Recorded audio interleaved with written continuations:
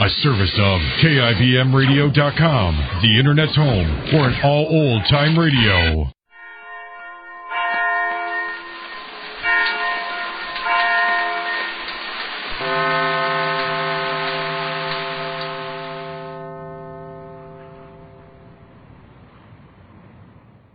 Swan, the new white floating soap that's pure as fine Castiles, brings you George Burns and Gracie Allen. With the Swan-Tett, the music of Felix Mills and yours truly, Harry Bonzell. And now meet the people who live in the Burns house, George and Gracie.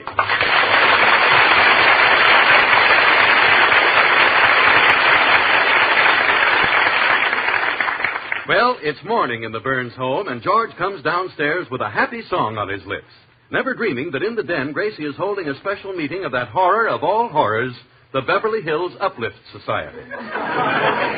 Give me land, lots of land on the starry skies above. Don't fence me in. Oh, Gracie. Maybe she's in the den. Oh, no.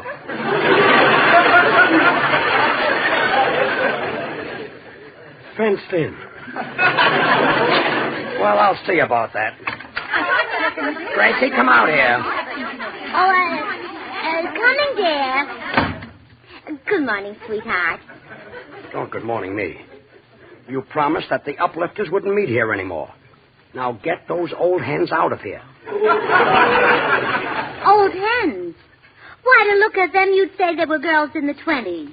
They may have been girls in the 20s, but this is the 40s.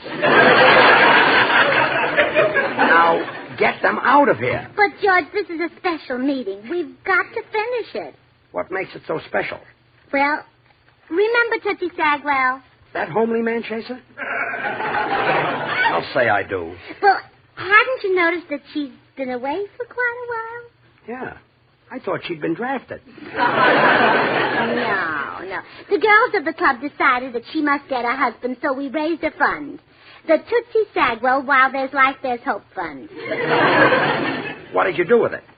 Well, we sent Tootsie to a finishing school. That won't help her any. Why, it looks like she'll never get a man.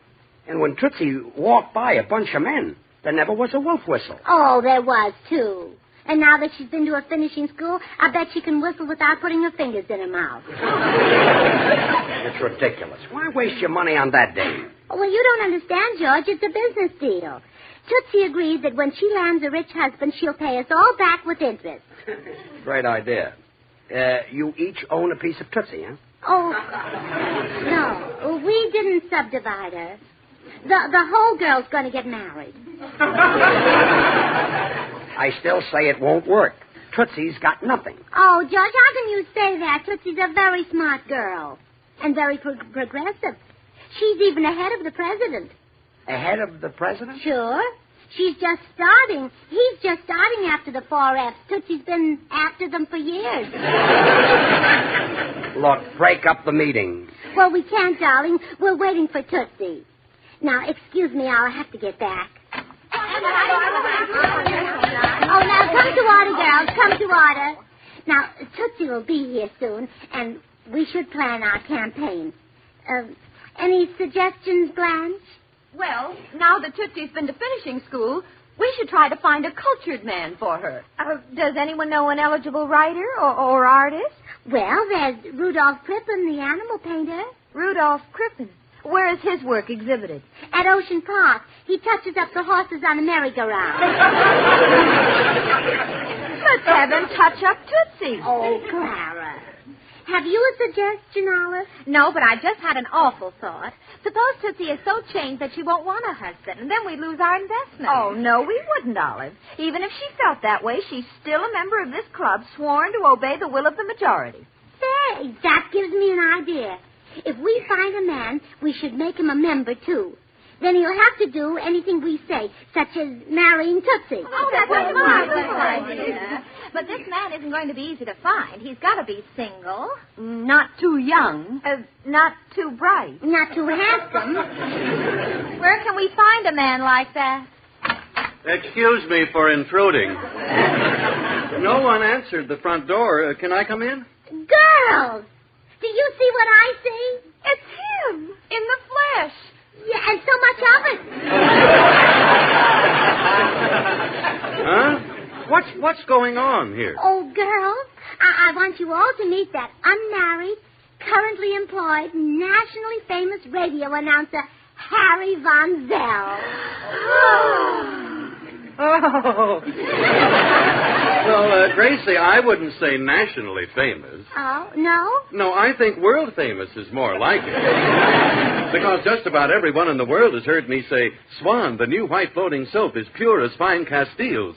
So mild, so gentle that... Oh, what a glorious voice. Oh, isn't it marvelous? Oh, well, thank you. So mild, so gentle, so pure.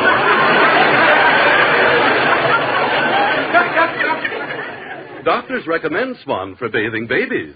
And the fact that Swan is baby mild makes it wonderful for your own complexion and great for your dishes or delicate fabrics.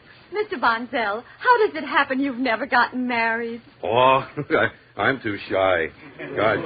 I couldn't face a bride unless I was blindfolded. This is going to work out great. What was that? How would you like to join our club, the Beverly Hills Uplift Society? Well, sounds like a good club. How do I join? Well, just raise your right hand and take the oath of allegiance.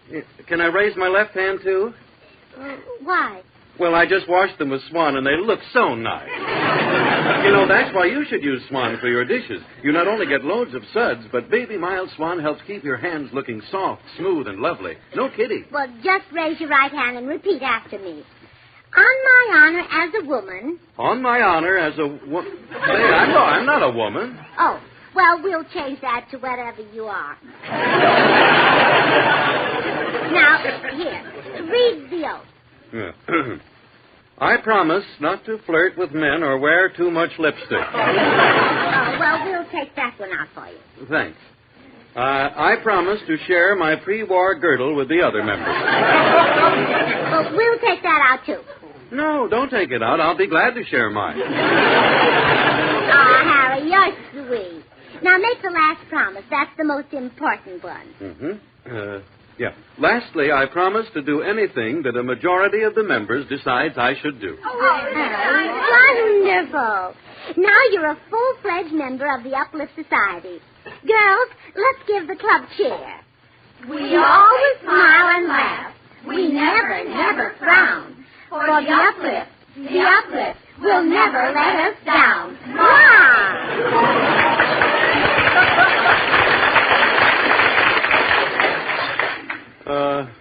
Yeah. Well, so long, girls. Say, by the way, now that I'm a member of this club, what do I do?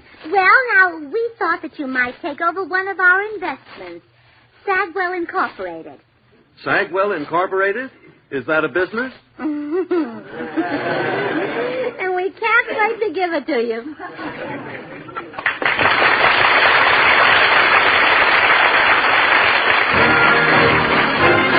Got accent to wait the positive feeling. Unless the negative and latch on to the affirmative protest with Mr. In Between. You gotta spread joy up to the maximum, bring gloom down to the minimum, and have faith of pandemonium liable to walk upon the scene to illustrate our last remarks. Noah in the whale, Noah in the ark. What did they do just when everything looked so dark? Man, they said we better accentuate the positive and eliminate the negative and match on to the affirmative and don't mess with Mr. In Between.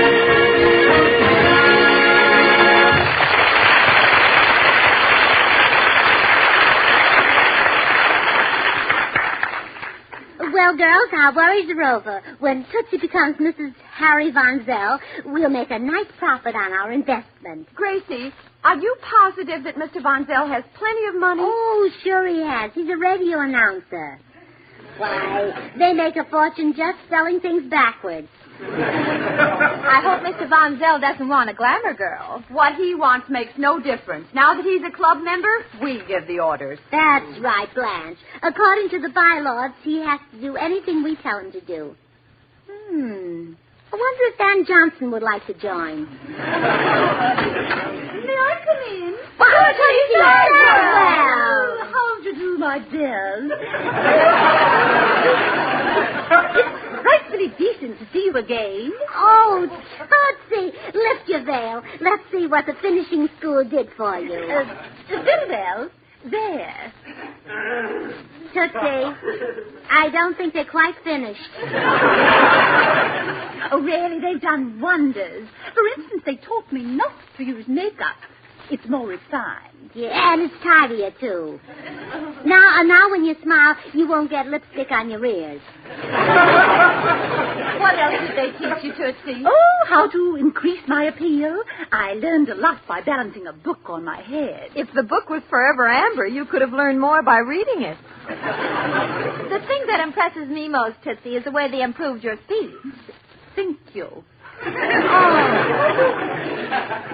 you sound so British. You know what? If you weren't wearing a dress, I swear you were C. Aubrey Smith.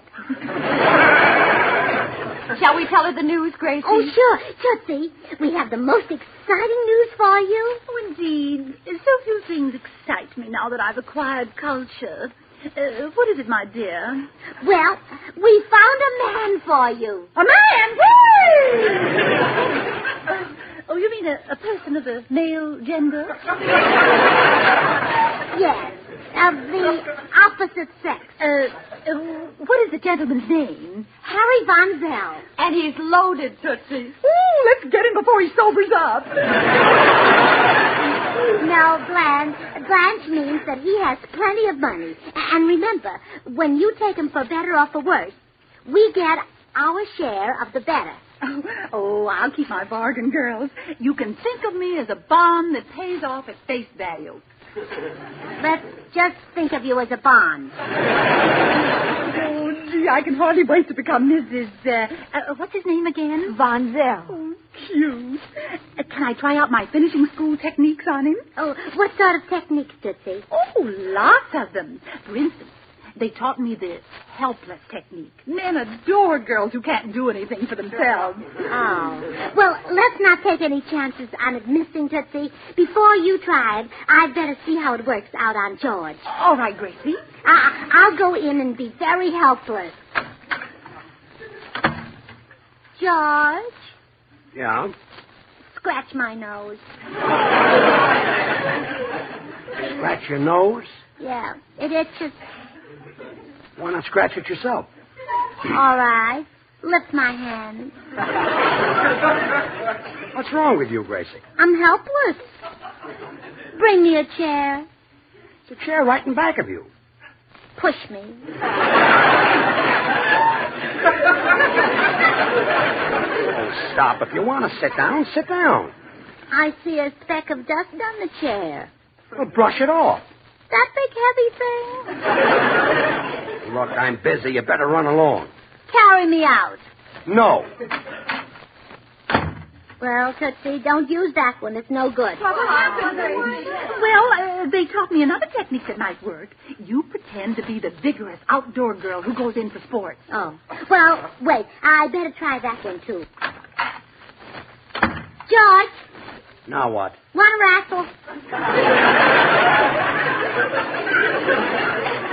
Huh?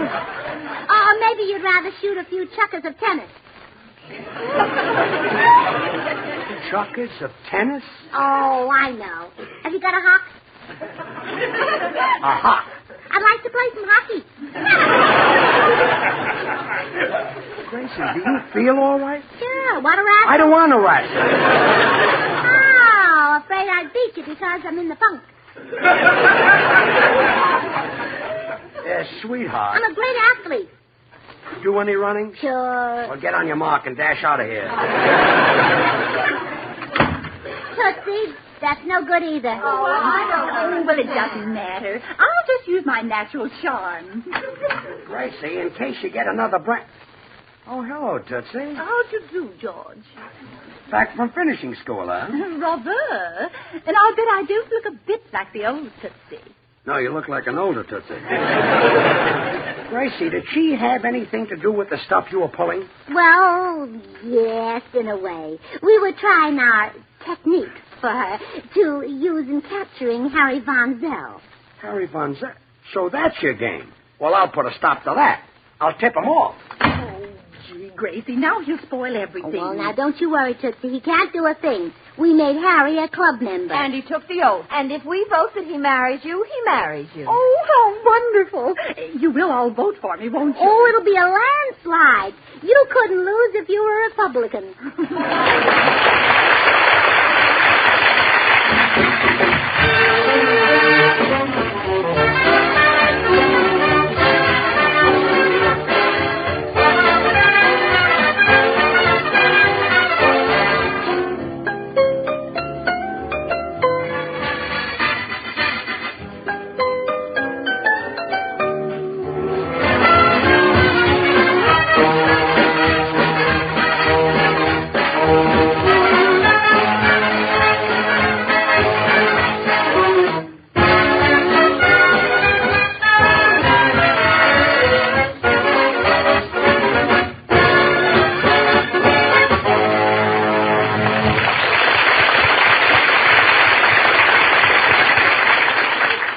Gracie, I came as soon as you called. Where is she? You mean Tootsie? Yeah, this gorgeous exotic creature you described on the phone. Is she really terrific? Tootsie has everything a man could ask for. She has? Yes. And you're going to have the honor of being the first to ask for it. Well, what does she look like? Well, have you seen Betty Grable's legs? Yeah? Well, Tootsie has just as many. I can't wait, you know. Do you think if I play my cards right, I might get to first base? Just shuffle and deal and you'll win the World Series. Oh, boy. Let's go in and meet her. Oh, don't you come in yet. Tootsie's changing into a long dress. Well, that'll hide her legs. Well, we'll be ready in 2 minutes. You wait right here.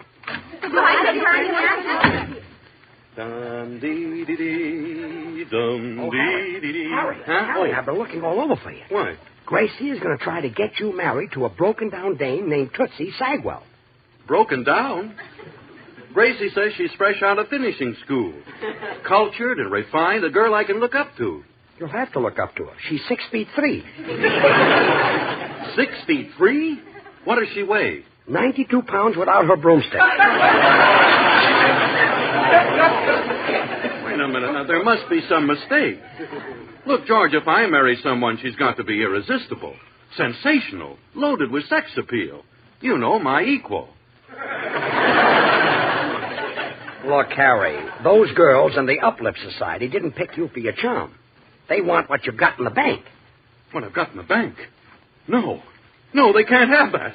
I've worked and struggled to save it.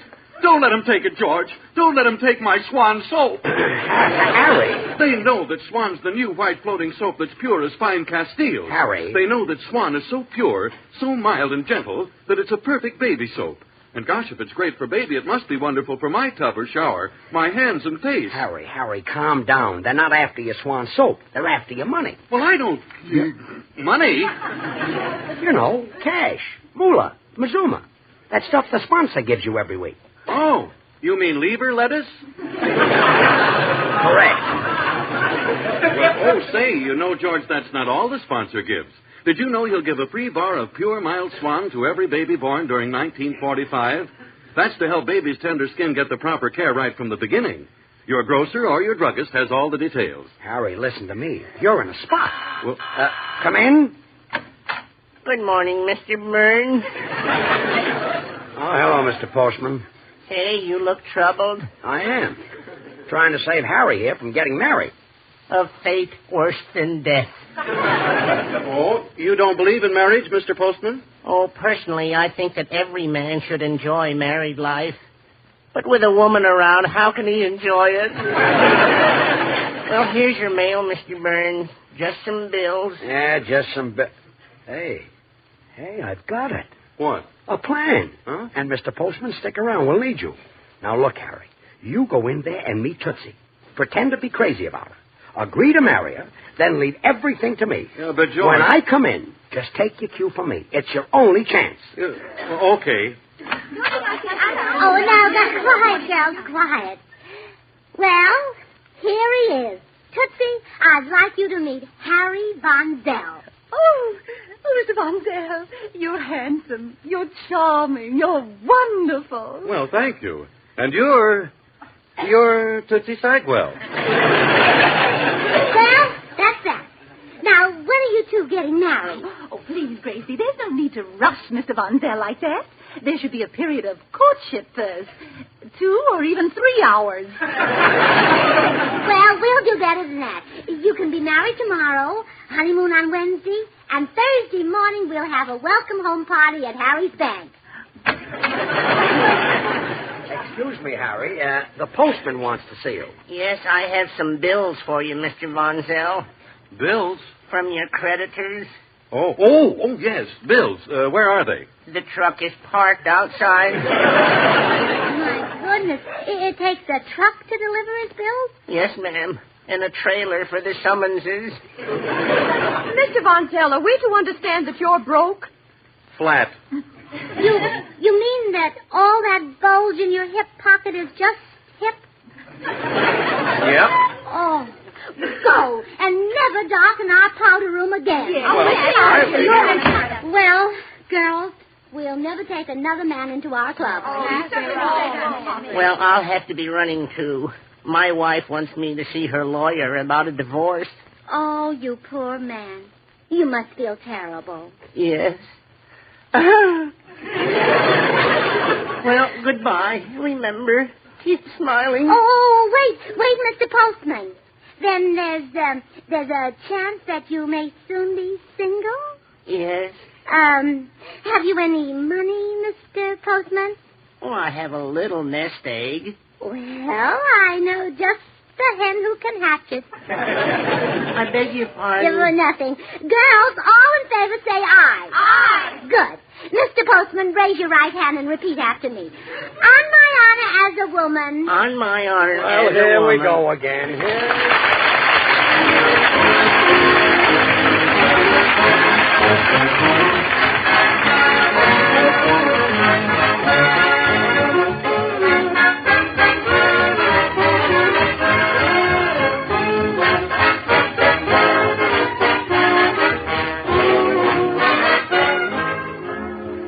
George and Gracie will return in just a second, and I want to ask you if you're throwing away any ration points.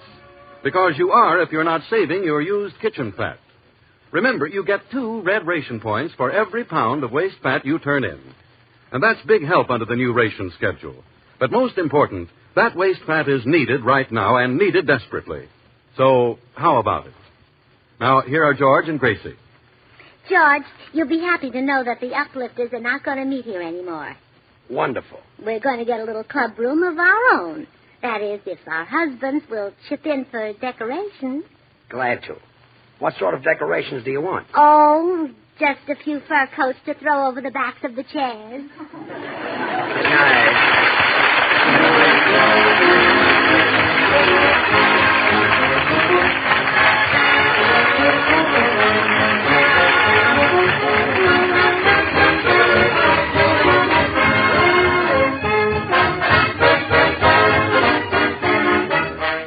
The makers of Swan, the new white floating soap, join George and Gracie in inviting you to tune in to your Columbia station next Monday, same time. Remember, George Burns and Gracie Allen on CBS every Monday night. So until next Monday, this is Harry Von Zell saying, well, I Swan, how about you?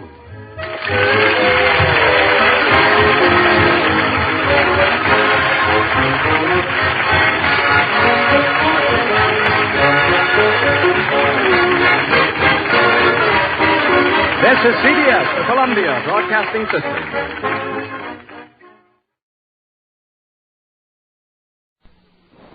Another cup of Maxwell House coffee, George? Sure. Pour me a cup, Gracie. You know, Maxwell House is always good to the last drop. And that drop's good, too. Yes, it's Maxwell House Coffee Time, starring George Burns and Gracie Allen.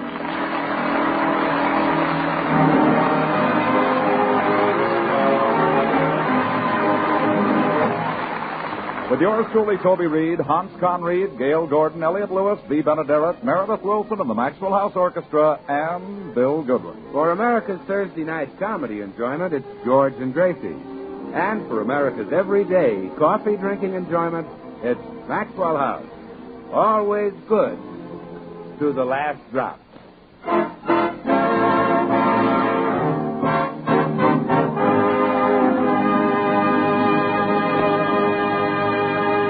Well, as we look in at the Burns home today, we find Gracie talking to her friend and neighbor, Mrs. Morton. I tell you, Gracie, it's wonderful. Every husband and wife should take a vacation from one another now and then. But why, Blanche? After so long a time, the husband starts getting on your nerves. Now, take Harry and me. I said to myself, I can't stand one more look at that big, ugly ape. My. Then we took this vacation from one another. And you know something, Gracie? What? Now I can look at the big, ugly ape. You ought to try it on George. But we don't need a vacation. All married people do. They see too much of one another. Well, I don't see too much of George. Especially not in this cold weather when he wears his long underwear.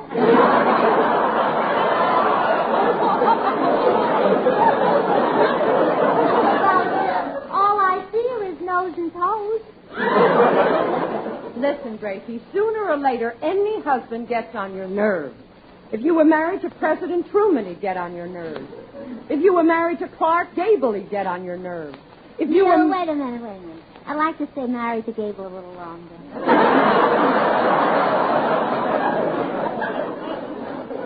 There's no two ways about it, Gracie. Married people have got to take a vacation from one another every so often. If they don't, they start nagging, picking at one another. Oh, not judging me. Now think, Gracie. Doesn't George do a lot of backbiting? Oh, my goodness, no. He pinches me now and then. Listen, Gracie, you may not realize it, but George nags at you just like every other husband. He picks at you, bullies you. No, he doesn't, Blanche. Oh, no? How long have you been married? 14 years. I tell you, Gracie, if you'll just look for it, you'll find plenty to quarrel with George about. But really, Blanche, I can't. You're not trying.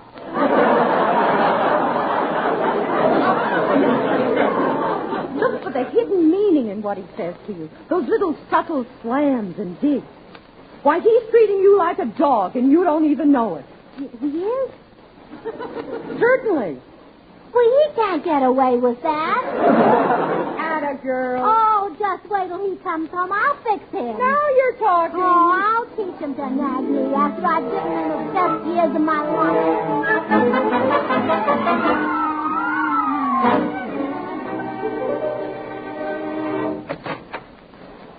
Hello, sugar. Nagging, always nagging. Huh? I can't stand it any longer. Well, I called you sugar. Oh, sure. It was your sneaky way of saying my figure's getting lumpy.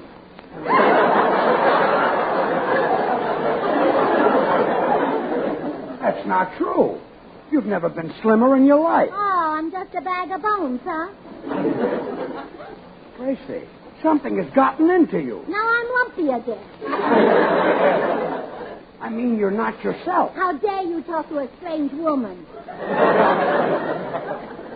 Look, would you mind telling me what this is all about? Oh, I can't stand it any longer, George.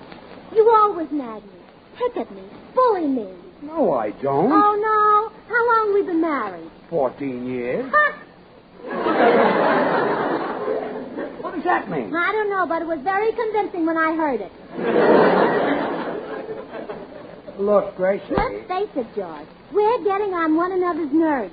Maybe I'm getting on your nerves, but you're not getting on my nerves. Oh, you see? You're even too selfish to let me on.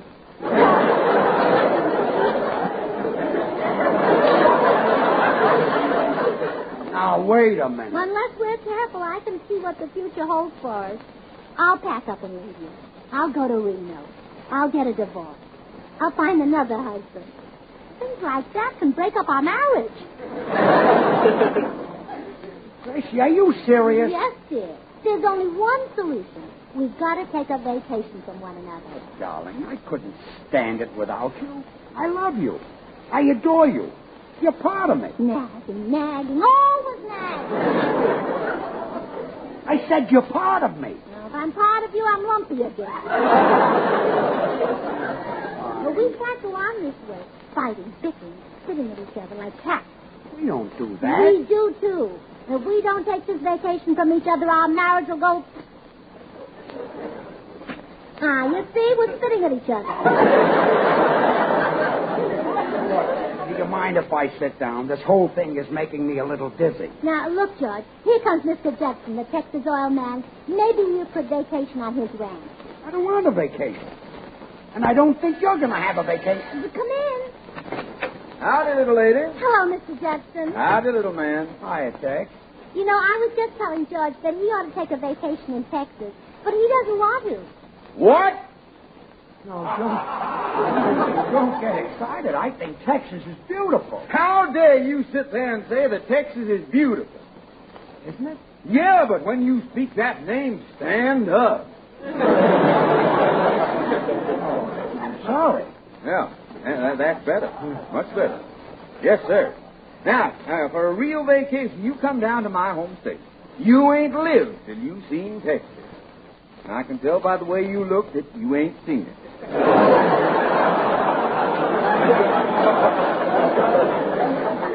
Look, Mr. Judson, you don't have to sing the praises of Texas. Now, you're right. You're right, little man. I don't. There's been many a fine song wrote that does that for me. My Blue Texas, Under Texas Wait a minute. Moon. Hold it. My Blue Texas? Isn't it My Blue Heaven? Same thing. You know the song I mean. It's just Molly and me and the babies make 23.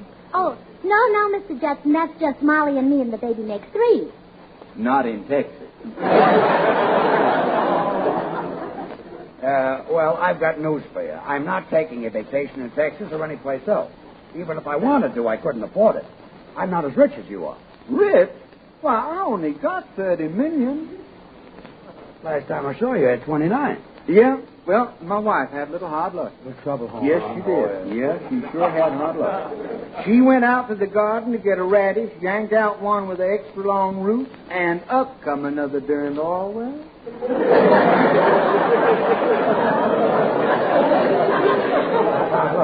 The radish give my wife indigestion.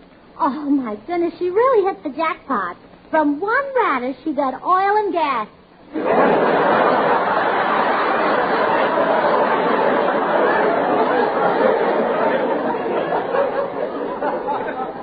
got oil and... What's that? Oh, I like your sense of humor, man.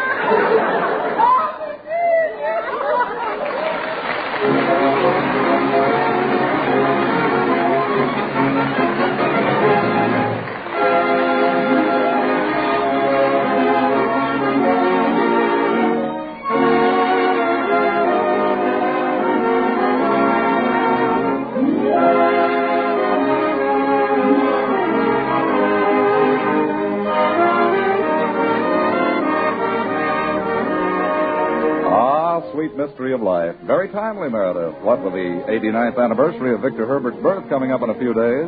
He was born in Dublin, as you know, Toby. But Herbert became one of America's most dearly loved composers.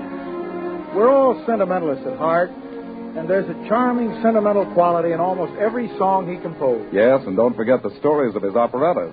Most Americans can't resist a tender romance. And let's admit it, we like happy endings, too. Victor Herbert gives us both, wrapped up in melodies as gay and sparkling as any ever written. No wonder the operettas of Victor Herbert's are such perennial favorites in every part of this land. No wonder his songs have become such a rich and enduring part of the American scene.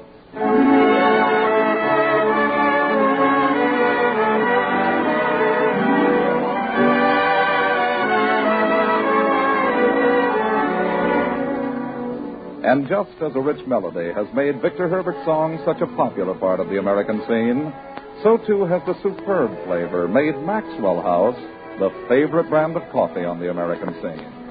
For we Americans love our coffee, and today this fact is significant.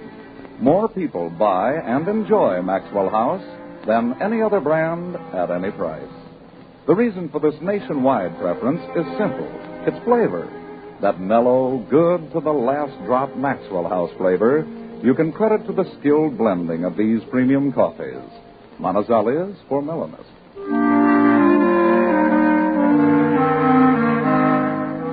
Medellin's for richness. Other choice coffees for robust vigor. And Bucaramangas for fine, full body.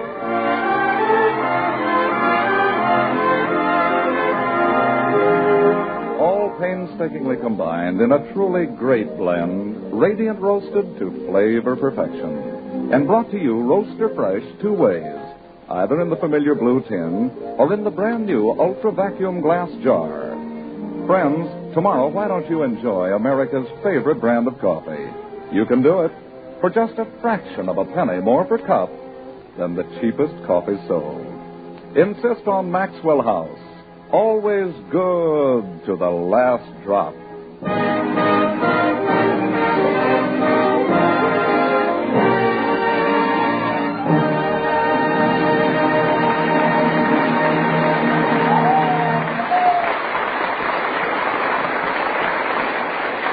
Well, when Gracie gets sold on an idea, nothing can budge her. And Mrs. Morton has sold her on the idea that all married couples need to take vacations from one another. Well, we've got to do it, George. It's the only way we can be happy. But, Gracie, that's ridiculous. I love you. Oh, I love you. I worship you. I worship you. Every moment I spend with you is a joy. Every moment I spend with you is a joy. Then why are we separated? So we can be happy. Oh, what's the use? George, be sensible about this thing. After so long a time, a husband does naturally become neglectful. But, Gracie, I haven't neglected you. Huh? Did you give me a present on our anniversary? Certainly. Did you give me a present at Christmas? Of course. Did you give me a present on Valentine's Day? Yes. Did you give me a present on Lincoln's birthday? Lincoln's birthday? No. What am I supposed to give you on Lincoln's birthday? A Lincoln.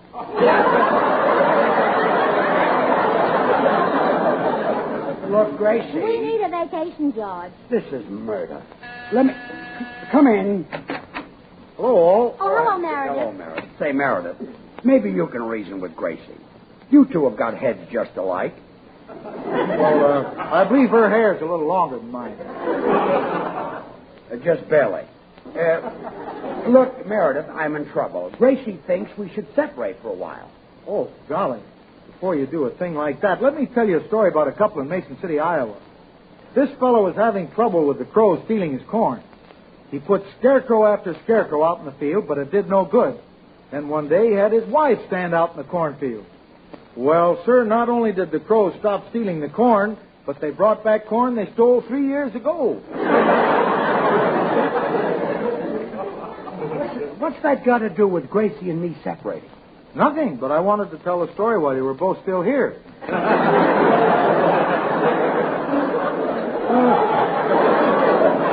You're a big help. Oh, well, no matter what he said, it wouldn't help because I've made up my mind. Golly, there must be some way to keep you two from separating. They say that children can hold a husband and wife together. Say, that's it. What's it? You may adopt me as your son. Look, stupid. Yes, Daddy? Don't call me Daddy. Very well, Papa. Oh, scram. Oh, please, George. Let me be your son. Think how wonderful it would sound at night to hear the patter of little feet in my room. Your feet aren't little. No, but I intend to bring along my white mice. Out. Now listen, Gracie. If you forget this vacation idea, I'll buy you a new hat. A new hat? A new hat. Black straw with a wide brim? With a wide brim. With ostrich feathers? Ostrich feathers. Covered with fruit and long veil? Yeah. I wouldn't be caught dead in a hat like that. I give up. Well, I'll go pack your things, dear. What will you need? Just a jacket. What kind of a jacket? Sport? No, straight. What? Oh, I didn't know you had a straitjacket. I'd like to see you in it sometime. It's a matter of hours. I'll be there anyway. Well, you'll need more than that. I'll go pack you a bag. Well, I got to stop this vacation idea. It'll make us both miserable. I wonder if I could do it if I suddenly became very attentive and gave her flowers. Or better yet, a gold wristwatch. Or a diamond bracelet. Or a fur coat. Yeah, that's what I'll do. I'll give her flowers.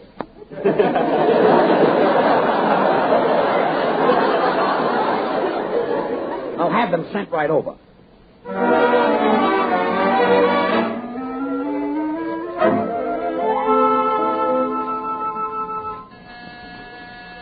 Come in. Hello, Mr. Burns. I have some flowers for you. Wonderful. They may save my happy home. Just put them in the... Hey, aren't you the same fellow who delivered the ink from the drugstore and the soup from the cleaner? That's right. And you got mad and broke up the ink and tore up my soup? Now, don't hold me responsible for that, Mr. Burns. I was unhappy in my work. But now I've found the perfect job, delivering flowers. Sweet, fragrant flowers Mother Nature sends them. Well, that's fine. I'm so happy with this job. Well, it's nice you're happy with your work. Now, let's have the flowers. Oh, don't call it work. Delivering flowers is fun. As I stride along, I open the box and inhale their fragrance. I smell from one end of town to the other.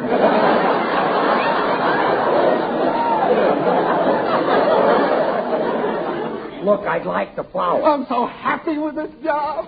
Happy, schmappy, hand over the flowers. I bless the day I started delivering flowers. I bring joy to old and young. Well, I'm old and my wife is young. Bring her some joy. I'm so happy with this job. I feel happy.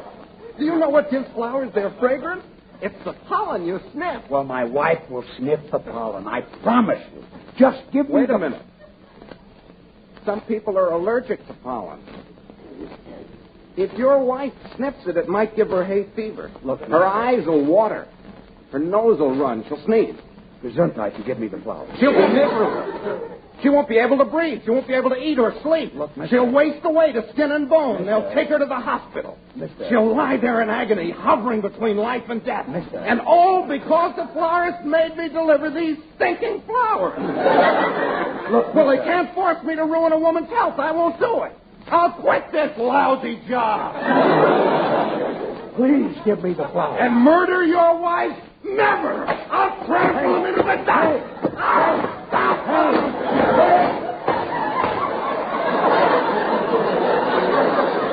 There. I've saved her life. Goodbye.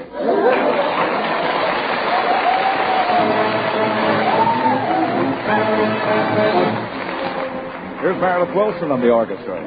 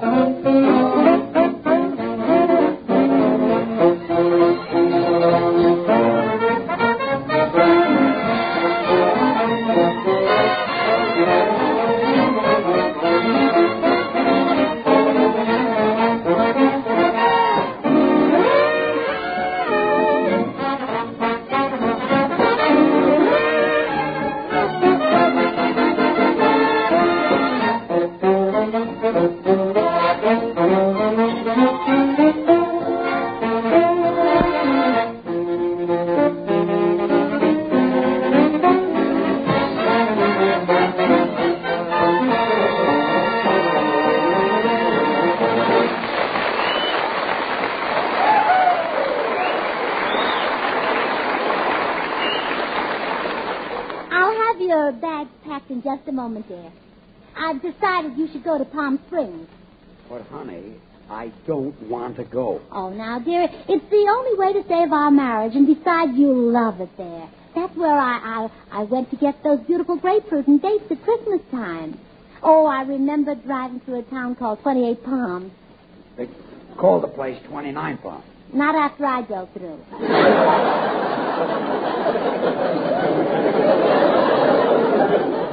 You hit one. Well, it was lying right across the main street. And why did you see it?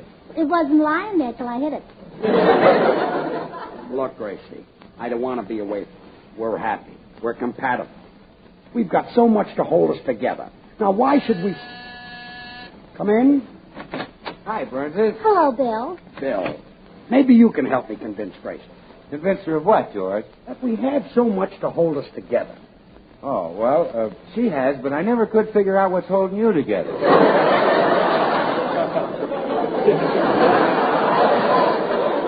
Thanks for the help, comedian. Bill, you misunderstood. I think our marriage will be happier if George goes away. Well, but Gracie, if George goes away, something terrible might happen. What? Well, he might come back. Do you think Hope will ever quit and give you a spot? Well, nevertheless, Bill, he's going to Palm Springs. Palm Springs, huh? You know, I was there last week. What a wonderful spot.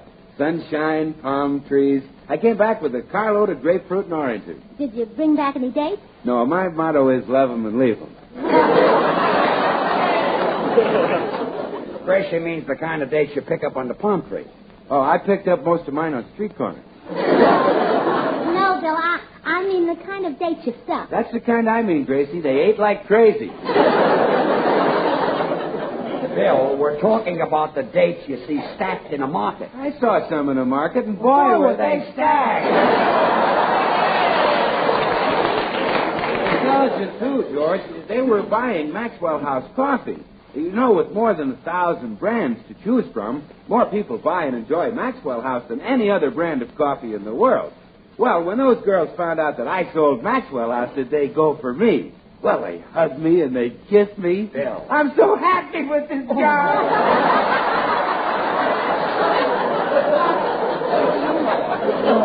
I said to the girls, George, I said, girls, listen, Maxwell House is the very best in coffee drinking pleasure. Yet it costs but a fraction of a penny more per cup than the cheapest coffee you can buy. And then they said, tell us more, you big, handsome, curly-headed brute. Look, modest boy. So I told them that Maxwell House came to them roaster fresh 2 ways. And they said, what do you mean, you blonde bombshell? And I said, well, it's roaster fresh, whether you get it out of the familiar blue vacuum tin or get it out of the brand new ultra vacuum glass jar. Bill, since you're an expert at getting things out of a jar, see if you can get this vacation idea out of Gracie's head. Okay, George. Gracie, let George stay home. Yeah. He'll be miserable at Palm Springs. Yeah. It's no place for a man like him. Yeah. It's full of gorgeous girls in bathing suits. Yeah? Hey, that's not a bad... George Burns! That settles it. You are not going to Palm Springs. Well, hallelujah. That ends the vacation. No, it doesn't. I'm going to Palm Springs. It doesn't end it. Come on, dear. We'll take your things out of this bag and put mine in. See, cold cream, wrinkle cream, chin strap, nightgown, and girdle. There, your things are out.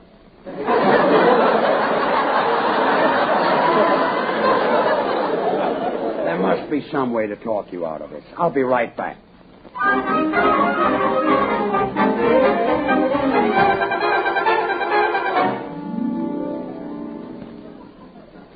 I hate to bother you so often, Dr. Miller, but Gracie has got another of those notions that only a psychiatrist can straighten out. What is it this time, George? She thinks husbands and wives can be happy unless they vacation from one another. Yeah, probably a childhood fixation. Perhaps a parents quarreled, had differences. You send Gracie over and I'll question her. Thanks, Doc. Those screwy ideas of hers drive me nuts. Honestly, sometimes I wonder why I ever married her. It's quite simple to a psychiatrist, George. You married Gracie because of a pronounced and ineradicable inclination toward the hedonic aspects of gastronomy. What does that mean? You like to eat.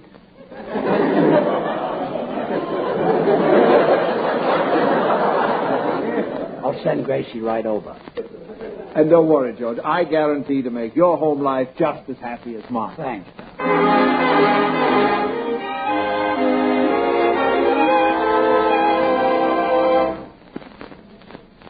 Now, Gracie, I want to question you about your child. Tell me, did your father and mother have differences? Oh, yes. He was a man and she was a woman. Not those differences. I mean, did they quarrel a great deal? Oh, no. Mama loved Papa. At night when she saw him coming up the walk, she'd stick a clothespin on her nose and run to the door and kiss him. She stuck a clothespin on her nose? Yes. Well, Papa worked in the fish market. I appreciate the explanation. Mm-hmm. Oh, they got along beautifully and raised the biggest family in San Francisco.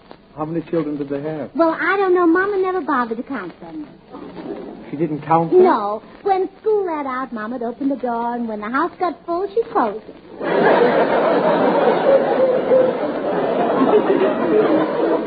Gracie, would you like to lie down? No, thanks. Do you mind if I do? Go ahead. Thanks. Gracie, husbands and wives do not have to take vacation from one another to be happy. Take my wife Gladys and me. We've never been apart. And are you happy? Extremely. If you don't believe me, ask Gladys. She's in the next room. All right, I will. I want to be fair about this. Hello, Gladys. Oh, hello, Gracie. Are you having a treatment today? No, just a little chat with the doctor. He tells me that you and he are very happy. Indeed, we are. Sigmund is such a wonderful husband. Oh. Then you've never noticed how he picks at you and bullies you? But he doesn't. Oh, no? How long have you been married, Gladys? 12 years. Huh? What? Listen, Gladys, you may not realize it, but your husband...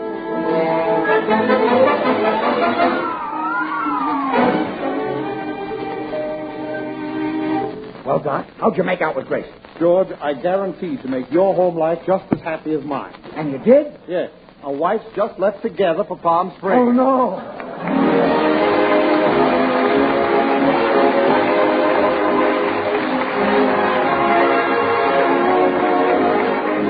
George and Gracie will return in just a moment. Join us again next Thursday when we'll all be back. George Burns, Gracie Allen, Bill Goodwin, Meredith Wilson, and the Maxwell House Orchestra, and yours truly, Toby Reed. And now, here are our stars. Gracie, you come back. You didn't go to Palm Springs. Well, I couldn't leave you, Judge. I got as far as 27 Palms and turned back. It's now 27 pounds? The last time you told me it was 28. Yeah, well, I had a little hard luck. I drove through it again, and down went another darn palm tree.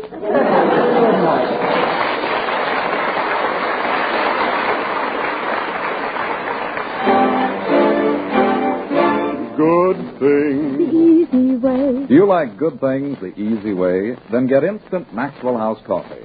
So good. So good. True coffee flavor and fragrance, because Instant Maxwell House is not a so-called coffee product. It's all pure Maxwell House coffee in instant form. And so easy. So easy. Instant Maxwell House means great coffee instantly in your cup. No fuss, no muss, no bother. Today, try Instant Maxwell House. Instantly good to the last drop.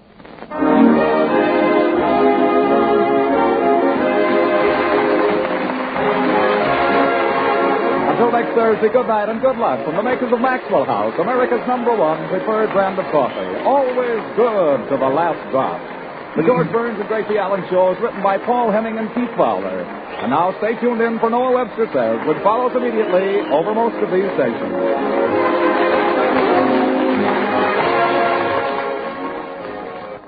It's Burns and Allen in the comedy Rabbit Hunting.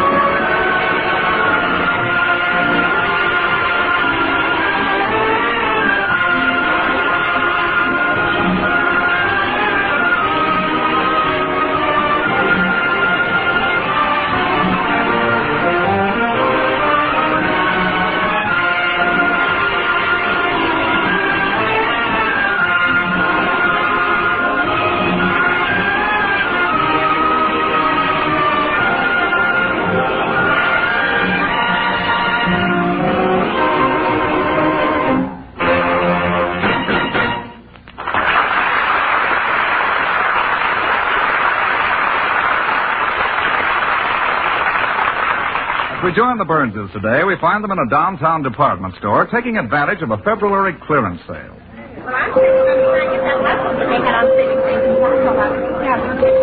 Oh, these clearance sales are wonderful places to save money, George. Yeah, I guess so. What do you need? Oh, just little odds and ends. Do you want to get some things for me while I look at bath towels? Sure. All right. Here's a pencil. Make a list. Okay. A sink strainer. Sink strainer. Paring knife. Paring knife. Pot holders. Pot holders. Floor wax. Floor wax. Mink coat. Mint coat. Potato masher. Wait a minute. Dish rag. Wait a minute. Paper towel. Hold it. How did a mink coat get in there? Oh, you noticed it, huh? Yeah, I noticed it. Oh, well, I thought if I buried it in the middle of the list, you might buy it before you realized it. Forget it, huh? Forget it, yeah. Well, is it all right if I get an old beat-up second-hand mink coat? A second-hand mink coat? Yeah. I'll be about the 15th to wear it. Who wore it before? 14 minks.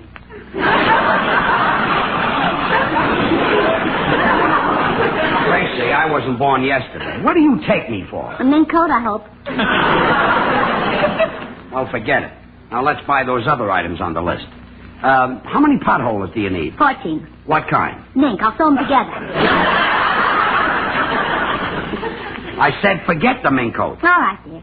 Now, where shall we go first? The fur department. I want to make a phone call.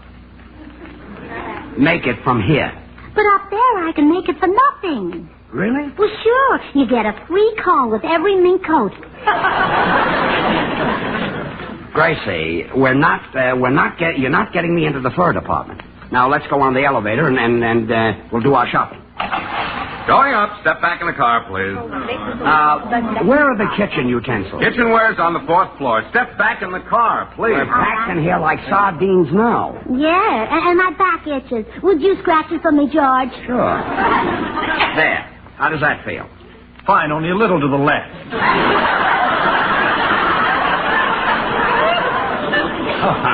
I'm sorry, I got the wrong back. There. How is that? Fresh. Again, I missed. George, my back still itches. I'll try once more. Oh, that feels wonderful. Thank you. You're welcome, lady.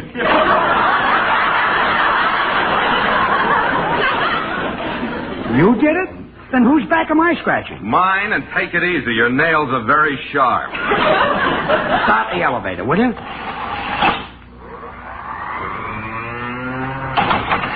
Second floor, ladies' shoes, hats, gloves, and dresses. Going up.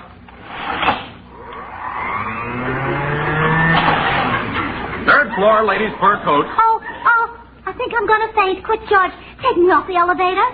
Faint on the next floor. That's kitchenware. Oh, I'm passing out. No, you're not. Just staying right here. Sir, your wife has fainted. You mind your own business. Are you just going to stand there with an unconscious wife? Why not? I've been doing it for 14 years. You carry her off this elevator or they'll be carrying you off. Okay. Try a piggyback. Never mind. I got her now. One side, folks. My goodness, what's happened? This lady fainted. Oh, where am I? You're in the fur department. Shall I throw some water on you? No, just throw a mink coat on me. Okay, Gracie, you tricked me into the fur department, but you're still not getting a fur coat. You're just in time to see our fashion show. The models will parade by here in all our latest fur creations. We're not interested. We're just leaving. And then they remove the furs and model dresses. Sorry, we're in an awful hurry. And then they remove the dresses and model lingerie.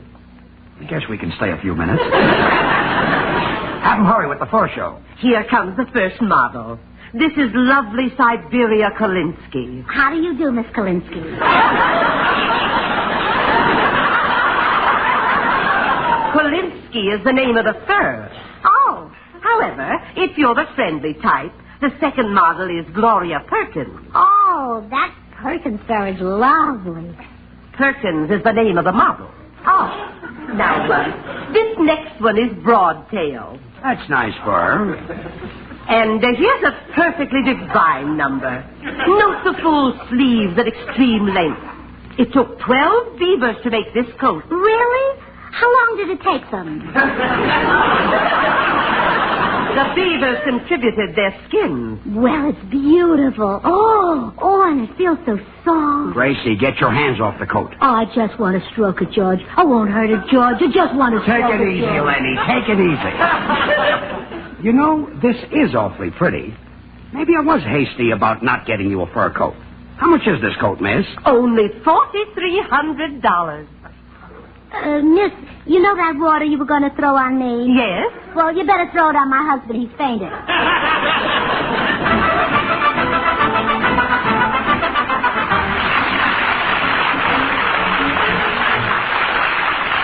Now, Gracie, ever since you got me home from the store, you've been after a fur coat.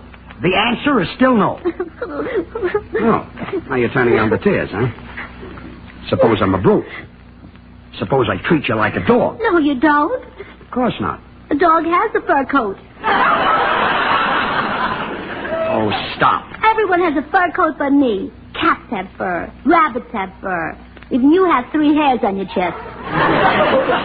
Gracie, if you Think don't... of my help. Find me a fur coat so I won't have to go around shivering in the snow. Doesn't snow in Los Angeles. Then buy me a fur coat and a ticket to New York. I refuse to discuss it any further. Well, I read in the paper about a woman who caught pneumonia just because she didn't have a fur coat.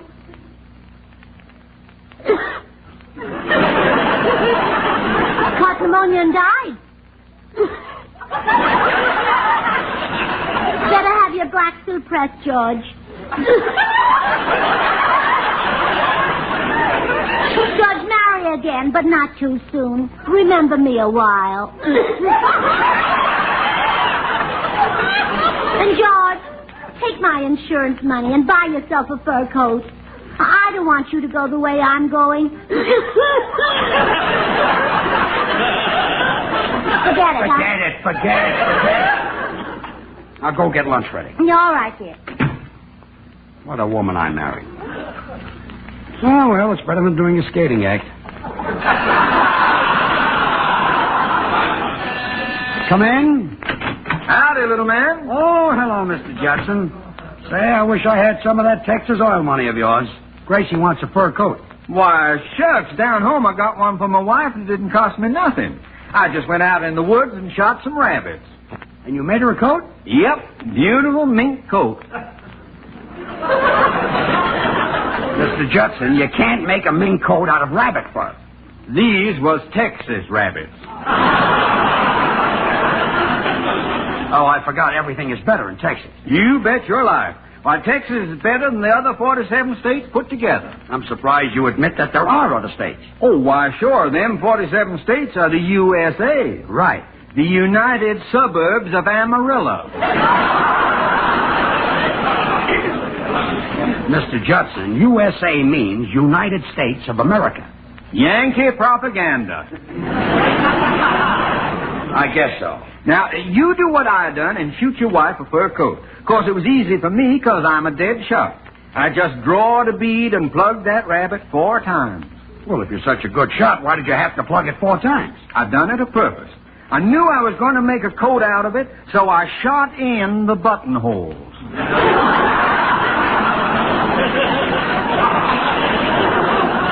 Now, take it easy. Why, man, where I come from, that's just ordinary shooting. We got fellas in Texas can shoot the yolk out of an egg without touching the white. Mr. Judson. That's why they sent all the soldiers down there to be trained. During the war, that state was just full of happy sacks. Happy sacks? Don't you mean sad sacks? In Texas? Oh, they're happy in Texas. Oh, I lost my head. Now, John, hello, Mr. Judson. Howdy, little lady. Say, I was just telling your husband how I went hunting and got enough animals to make my wife a fur coat. Why, that's a wonderful idea. George can do that, too. How did you get them, Mr. Judson? I knocked them over with my Remington. Oh, hit him on the head with a typewriter, huh? Hit him on the head with it.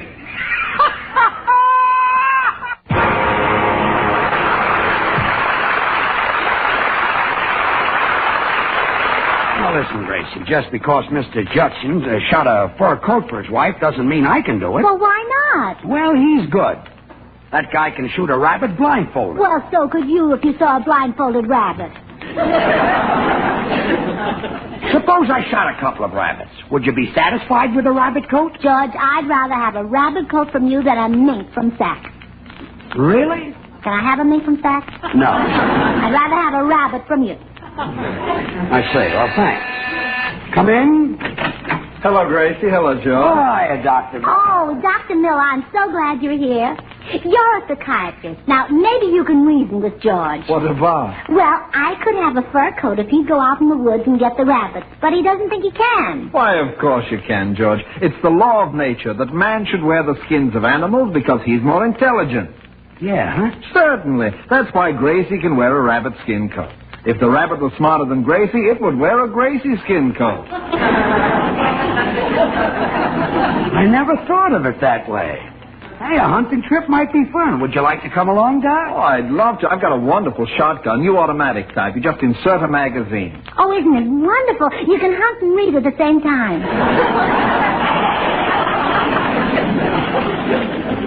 What are you thinking about, Doc? I'm just wondering how a rabbit would look in a Gracie skin coat. I see what you mean. Come in. Hello, all. Oh, hello, Meredith. Hiya, Mayor. Would you like to go hunting with Doc Miller and me? Oh, you bet I would, George. As a boy back in Mason City, Iowa, I used to take the shotgun and head for the woods every Saturday with Sport trotting by my side. Oh, good, good. I can still hear Papa's tender farewell. Be careful and don't shoot yourself, son. Those shells cost money. Look, Meredith. George, would you like to hear an exciting thing that happened to Sport and me one day? No. Well, sir, we were hiking through the woods. Sport was frisking about, licking my hand, when suddenly he stumbled upon a rattlesnake. With a startled cry, he yelled, "Meredith, save me from the reptile." Well, sir... Wait a minute. Your dog said that? Well, Sport isn't a dog, he's my brother.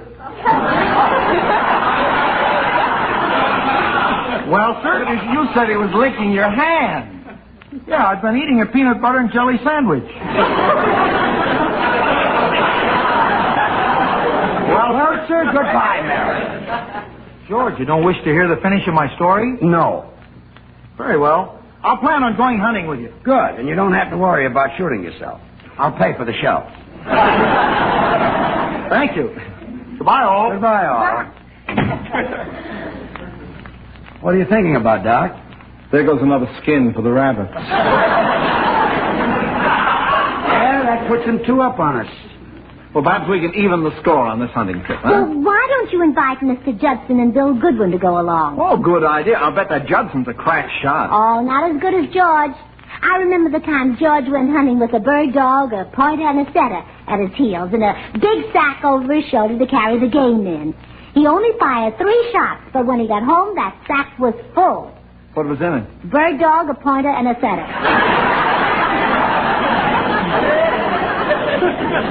I can't understand how that happened. I've got eyes like a hawk. Why, I'll bet I could take a gun and put a bullet right in the middle of that mouse hole. What mouse hole? Right there in the corner. That's the fireplace. Well, Doc, my car is at the garage being tuned up. While I go after it, you call the other fellas.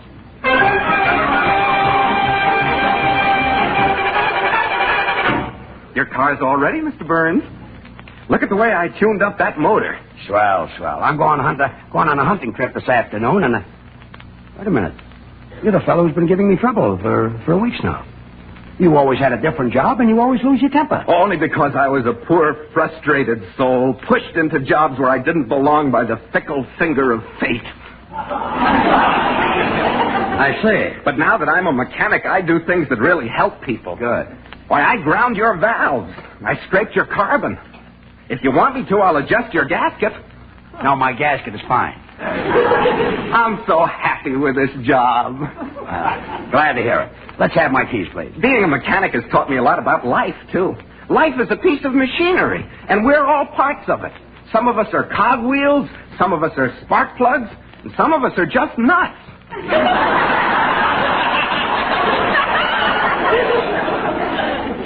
That you are. I'm so happy with this job. Please, my keys. I put this engine in tip-top condition. When you drive off, it'll surge with power. Good. Let's have the keys. You'll be able to pass everything on the road. You'll go by one.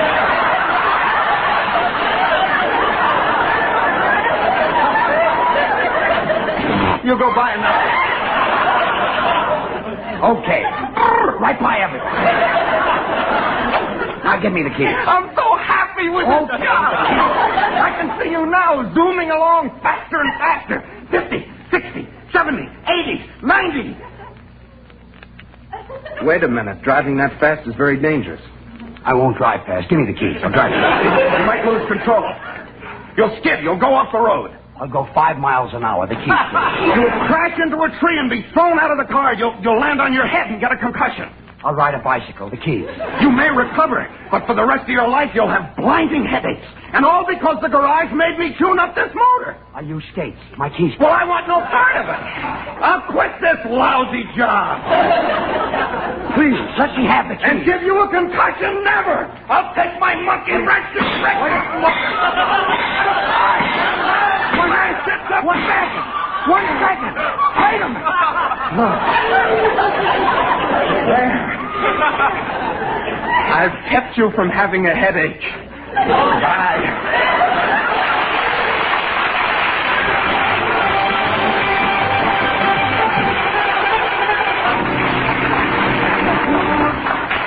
Oh, now, George, calm down. Bill says we can take his car on the hunting trip. Sure, you can take mine, George. I do lots of hunting in my car. Where do you hunt, Bill? Up and down Hollywood Boulevard.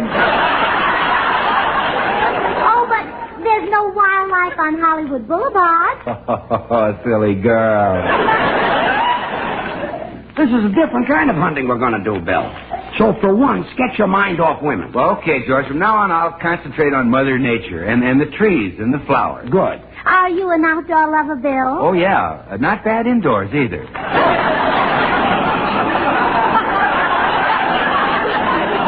Bill, can't you think about something besides women? Think about animals. All right, George. I'll think about those soft little creatures running around in Griffith Park and... Oops, there I go again. This guy is murder. Now, look, Bill, do you want to go hunting or don't you? I do, George, I do, but it's hard for me to forget women. Oh, bother the women. Oh, don't suggest that. He'll never go hunting. You're not kidding. Come in. Come on, Mr. Judson and Meredith, and I ready. Yeah, I'm hankering to do some shooting. Me too. Yeah. Now, let's get going. I want to shoot some rabbits. You think you can hit one, little man? Oh, George is a wonderful shot. He can shoot from the shoulder or he can shoot from the hip. Yeah. I can't wait to get out there and take a couple of pot shots. Shoots from there, too, huh?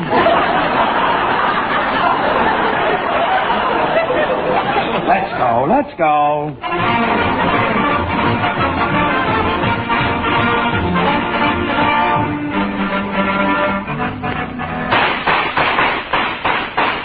Oh, boys, you're doing fine. I've almost got my fur coat. Yes, George is the only one who hasn't shot anything. Yeah? Well, watch this. There's a rabbit at the foot of that tree. Oh, wonderful. Now I've got a hat. A hat? You knocked the bird's nest out of the tree. Let's move on to another spot. Well, you'll soon have your coat, Gracie. I've got 5 rabbits. How many you got, Doc? 7. Meredith? 9. Judson? Well? George? Oh, shut up. Gracie, George is becoming more and more depressed about his poor marksmanship, but I think I've got a plan to restore his self-confidence. Oh, what is it, Doctor? Well, you take the rabbits that the rest of us have shot and go around behind that big rock. Now, we'll tell George that there are rabbits on top of it, and every time you hear him shoot, toss one over the rock. Oh, and he'll think he killed it. Exactly. I'll tip off the others and we'll get started.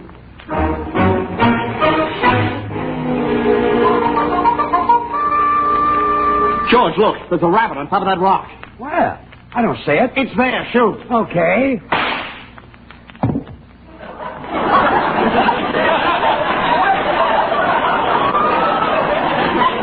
Well, I'll be darned. I hit it. It fell right at my feet. Hey, there's another on the rock, George. I don't see it. Go ahead, shoot. Okay.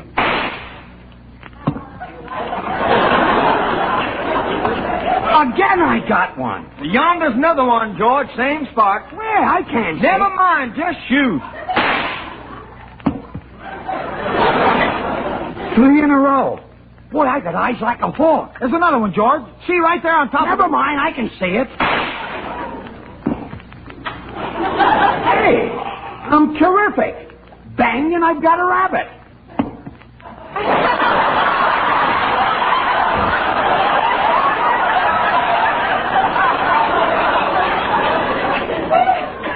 Another one?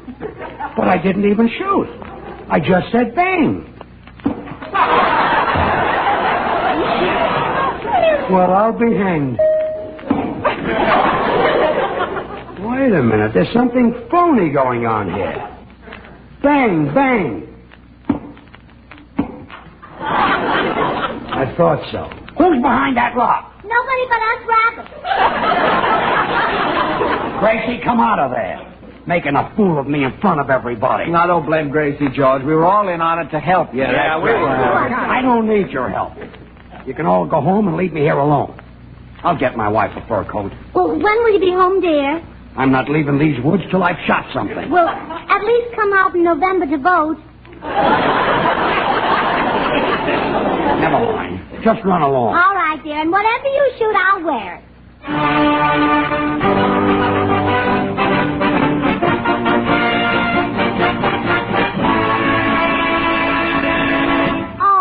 George, I knew you could do it. I'm so proud of you. Are you really happy with what I shot? Oh, you bet I am, darling. I'll be the only woman in town with a cowskin coat.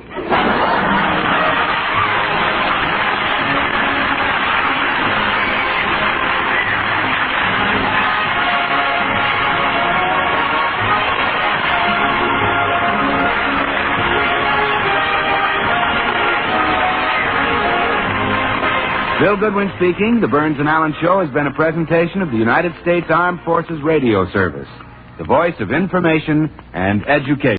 Swan, the white floating soap that's pure as fine Castiles, brings you George Burns and Gracie Allen.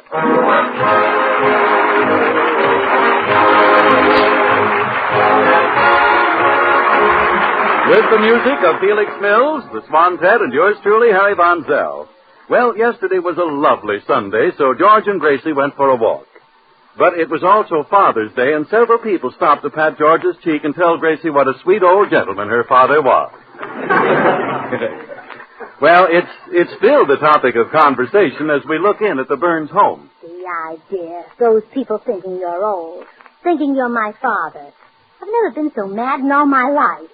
Me too. I can still hear them. How is your sweet old father? Oh, what a charming old father. Tell you, I'm furious. Me too. Since when do you have to be old to be my father? Oh, so that's why you burned up. Not only that, dear. Even if they called you my young father, I wouldn't like it. You're my husband, and I want everyone to know it. Because I love you, and I'm proud of you. Thanks, dear.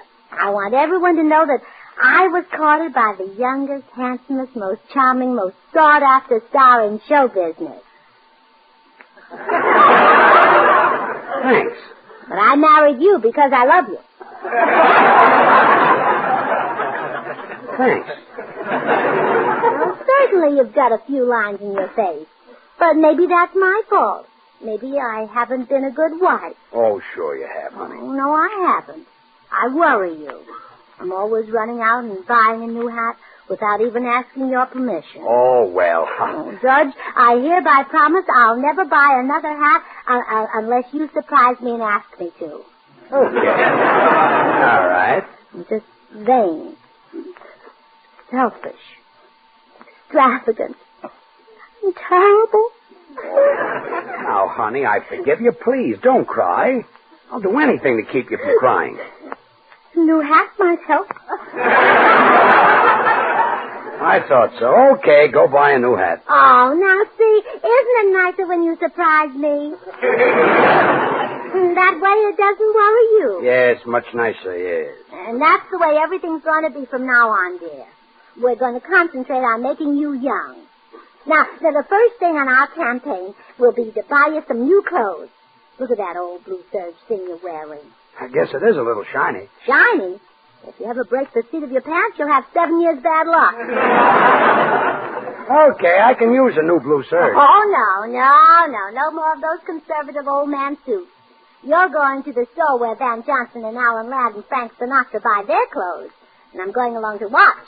Don't you trust me? What do you have to watch? Van Johnson, Alan Ladd, and Frank Sinatra, yes. Well, let's go.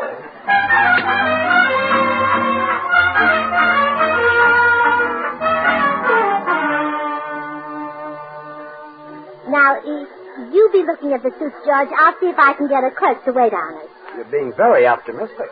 Pardon me, madam. You wish a clerk? Why, yes. Then allow me to place myself at your complete disposal. I shall be happy to serve you.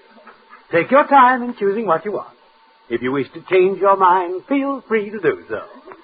And if you wish to return your purchase, I shall refund your money with a smile. The customer is always right. Well, welcome back to civilian life.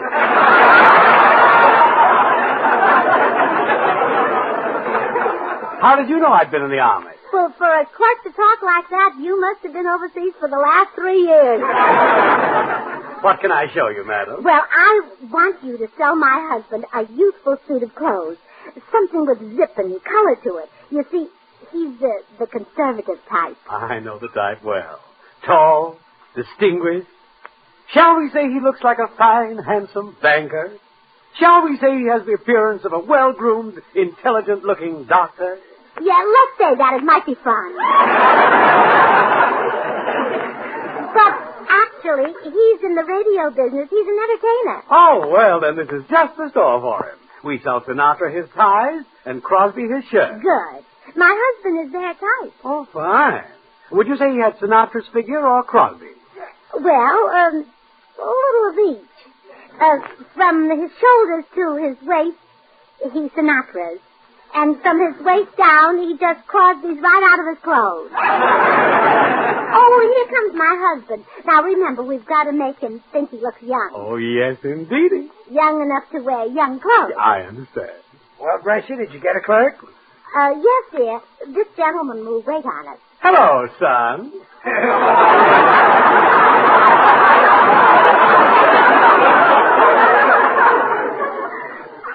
Son? So you want a suit, huh? Something to wear around the campus? Now, look, clerk, I'm no dope. I know I don't look like a 19-year-old kid. Oh, but, sir, men of 25 and 26 also go to college. Oh, well, that's different. Let's go to the college. Good. Right this way. I'll call our fitter. Oh, Mr. Vinci! Yes, Mr. Snapper. This gentleman wants something in a nice, youthful suit. Shall we measure him? Let's do. Now, where's my tape? Oh, here. Ready, Mr. Snapper? Ready. You ready, Mr. Vinci? I'm ready, Mr. Snapper. Are you ready, Mr. Burns? I'm ready, yes. Then here we go. Neck, 32. Neck, 32. Shoulders, 32. Shoulders, 32. Chest, 32. Chest, 32. Arms, 32. Arms, 32. Legs, 32. Legs, 32. Dull, isn't he? What size do you think he'll take? Well, now, look, this is just a guess, but how about 32? Well, that should fit. How about this number right here? That thing? Oh, George, it's beautiful. Yellow gabardine with patch pockets and a belt in the back. This is a suit for hepcats and jitterbugs. I wouldn't wear this thing. It's just what you need, George. Wrap it up, Mr. Clark. He'll take it. I will not. Oh, yes, you will. Oh, no, I won't. Yes, you will. I will not take this suit home, or my name isn't George Burns.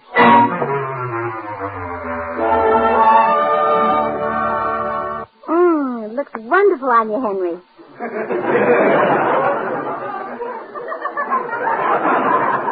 Looks terrible. Look, the coat comes clear down to my knees. And get a load of these shoulders.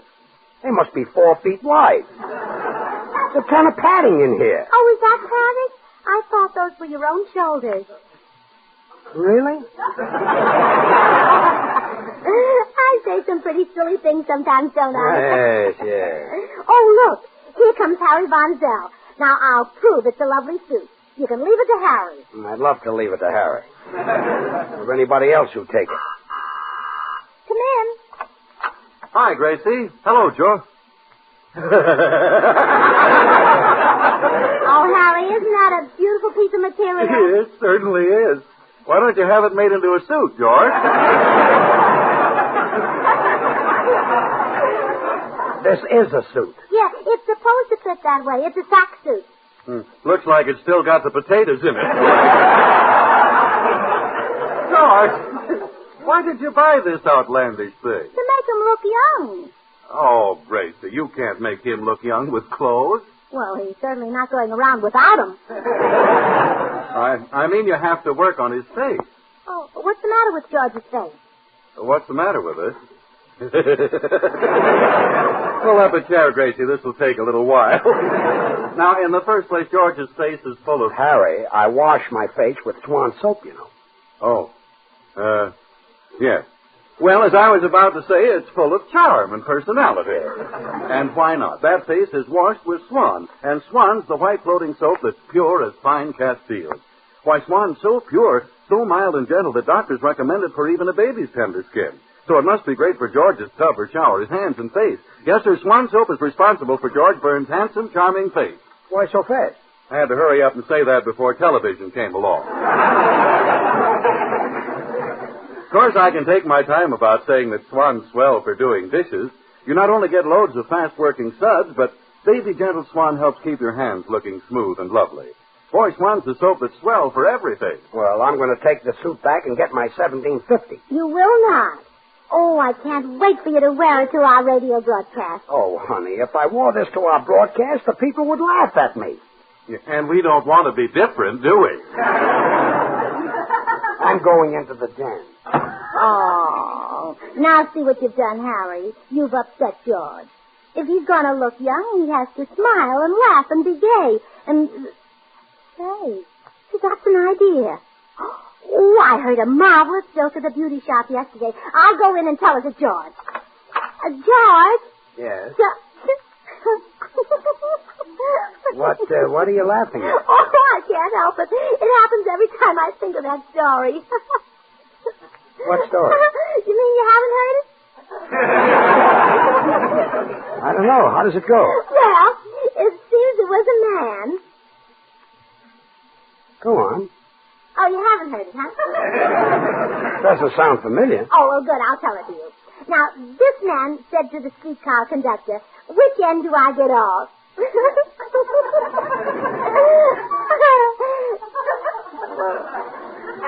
George, don't you get it?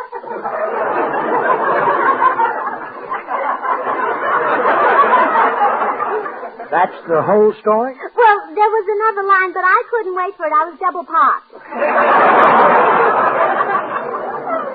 Okay, I'll tell you how it ends. The conductor said you can get off at either end. They both stop. Both what? Both ends. Both ends of what? Both ends of the streetcar. The man said, "Which end do I get off?" And the conductor said, "Either end." They both stop. That's your idea of a funny story.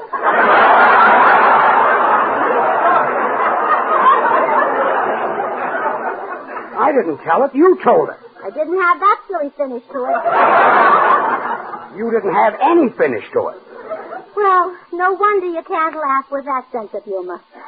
Why do you want me to laugh? Well, because laughter and humor make you young. Now, listen to this riddle. What is it that hasn't got what you think it has, but if it has, how many has it got?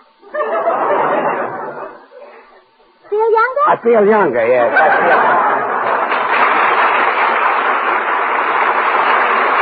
Now, Felix Mills in the orchestra with the Swanette singing "Button Up Your Overcoat." Button up your overcoat when the wind is free. Take good care of yourself, you belong to me.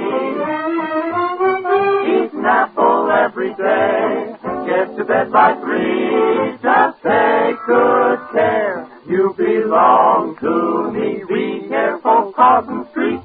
Ooh, don't eat meat. Ooh, cut out sweets. Ooh, You'll get a pain and rue when your tum-tum keep away from bootleg hooch. When you're on a spree, take good care of yourself. You belong to me.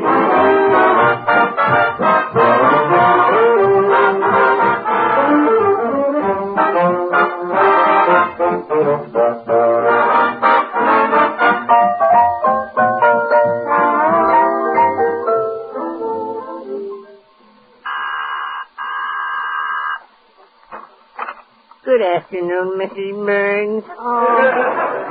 Hello, Mr. Postman. There's a frown on your pretty little face today. Are you unhappy? Oh, George and I are both unhappy, Mr. Postman. Yesterday was Father's Day, and some thoughtless person mistook George for my father. Isn't it the dickens the way one little chance remark can upset you? Oh, yes. A man once made a remark to my missus and me, and I've been mad at him for 17 years. Oh, my goodness. What did he say to you? I now pronounce you man and wife. Well, I've just got to find some way to make George look younger. How do you manage to keep so young-looking, Mr. Postman? Oh, I go in for athletics, Mrs. Burns. That's what accounts for my glowing skin, my springy step, and the lovely symmetrical lines of my magnificent torso. Athletics, huh? Yes, baseball in particular. Every Sunday I go down to the corner lot with the old bat. Oh, really? Yes, and she pitches to me. Are you a very good baseball player, Mr. Postman? Oh, phenomenal. Mr. Bob Cobb, the owner of the Hollywood Baseball Club, has asked me to play on his team. Oh, my, you must really be good to get such an offer. Oh, yes.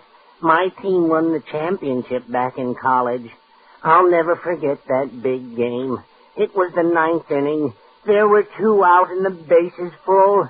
We were losing by a run and the crowd was going wild. Oh, my. Even before I grabbed my bat, the crowd began to scream, "We want Herman! Put in Herman! Herman will win for us! Put in Herman!" Oh, how thrilling. What happened? And they took me out and put in Herman.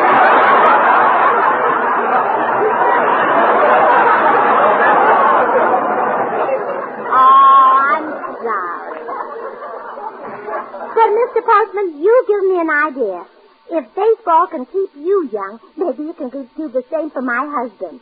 I'm going to call Mr. Bob Cobb and tell him he can have George for his baseball team. Can you imagine what he'll say? Yes, and if he does, you slap his face. Well, goodbye, Mrs. Burns. Remember, keep smiling.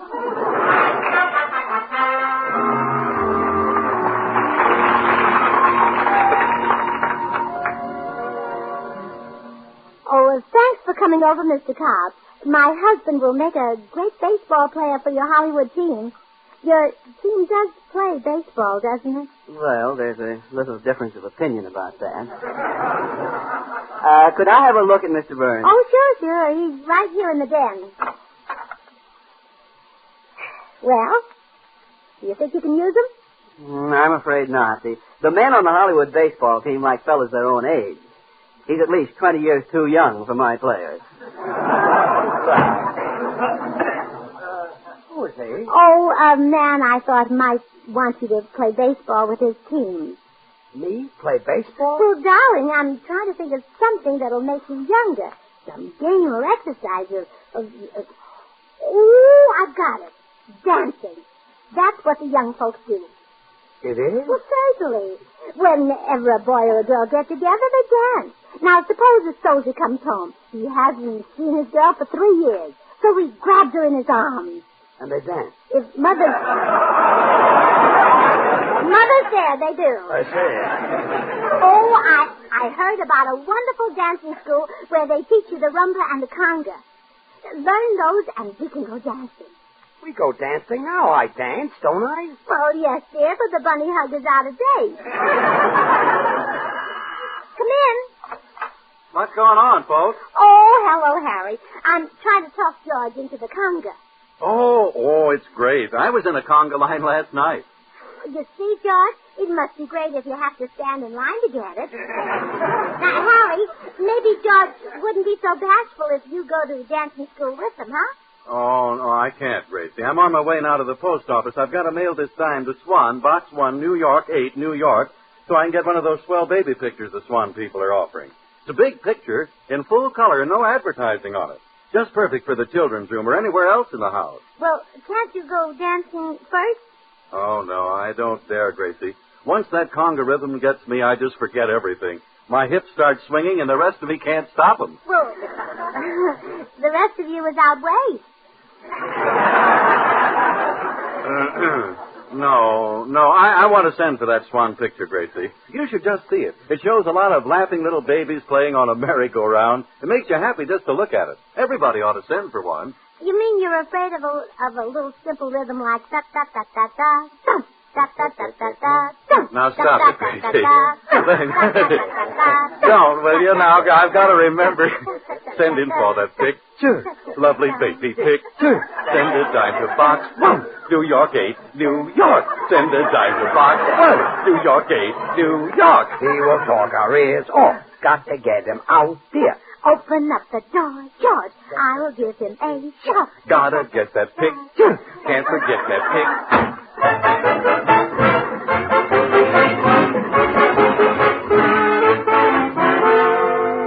Now, here we are, George, Senior College School of the Latin American Dancers. Honey, this is a waste of time. Conga lessons aren't going to make me younger. Oh, sure they will. And it's a simple dance to learn. You take 3 steps, then stop and flip the hips. See? Yes. And all you have to remember is when you put on the brakes, you'll leave the motor running. Okay, I'll go in and suffer through it. Good. I'll be back for you later. I'll be out of here in 10 seconds if I'm smart.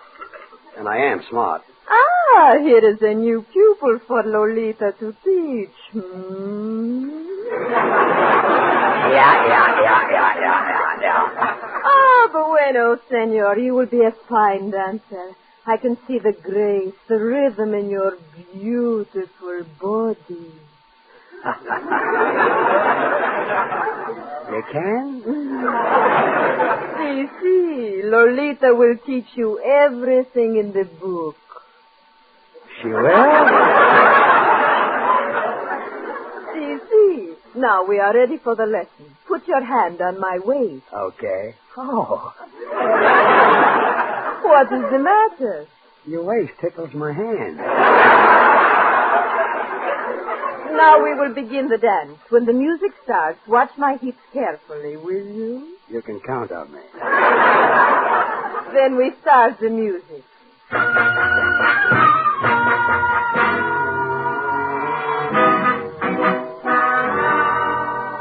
Oh, I was right, senor. You are magnificent dancer. Me, Lolita? Si. But this time you must hold me even closer. Me, Lolita? Si, you are so strong. Me, Lolita? So, George, did you like it? Let go of that woman. Oh, she was only showing me a few things. I mean, I was learning things. I mean, she's teaching me. Si. I see plenty. Who is this woman? Oh, allow me to introduce you to Lolita. This is, Mrs. Burns. Oh, yes.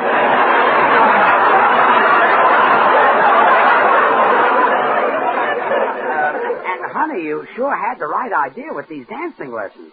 Every time I dance with Lolita, I feel so young. Well, let's come home, Junior.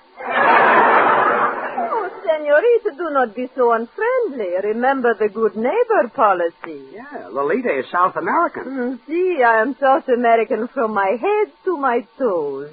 Well, I don't like my husband's attitude toward Brazil. Come on.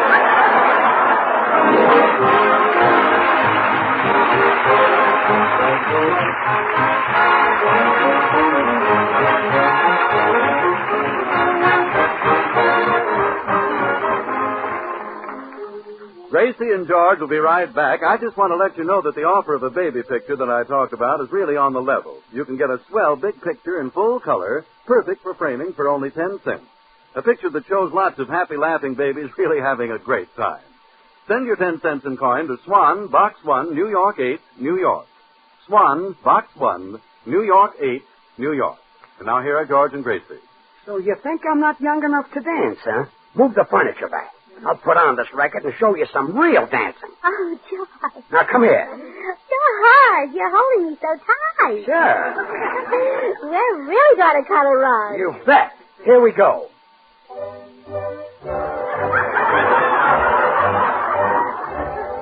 Oh, you solid jack. Good night, folks.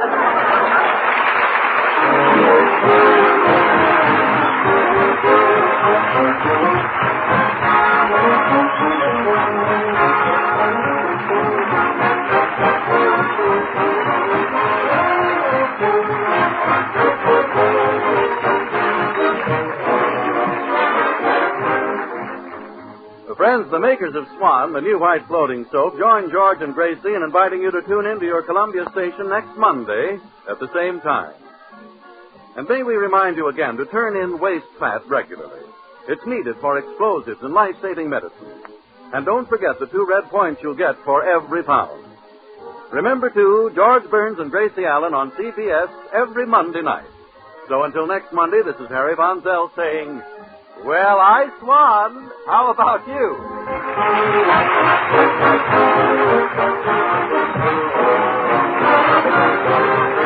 This is CBS, the Columbia Broadcasting System. Here is an important government. Although victory in Europe has been accomplished, the demands on our food supply have not been lessened. You can help relieve the food shortage by preserving your own fruits and vegetables. Home canning is a wartime necessity. Knowing the proper techniques and methods in home canning is important, and you can get expert advice by simply writing the Department of Agriculture, Washington 2020. Remember, there must be no letdown this year. Home canning is one of the nation's most important jobs on the home front in 1945. And now, Swan, the white floating soap that's pure as fine Castiles, brings you George Burns and Gracie Allen.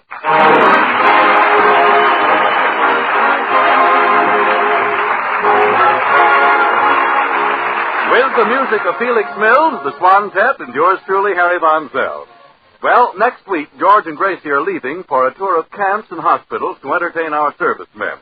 So we find them now making preparations.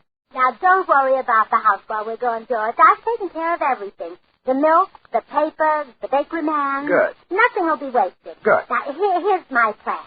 First, the paper boy comes and leaves the paper. Yeah. And then the milkman comes, reads the paper, and leaves the milk. Then the postman comes, drinks the milk, and leaves the mail. Then the bakery man comes, reads the mail, and leaves the bread. Now, the bread sits on the porch all day, and the sun toasts it.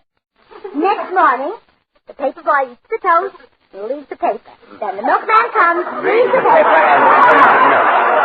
I know how it goes from there.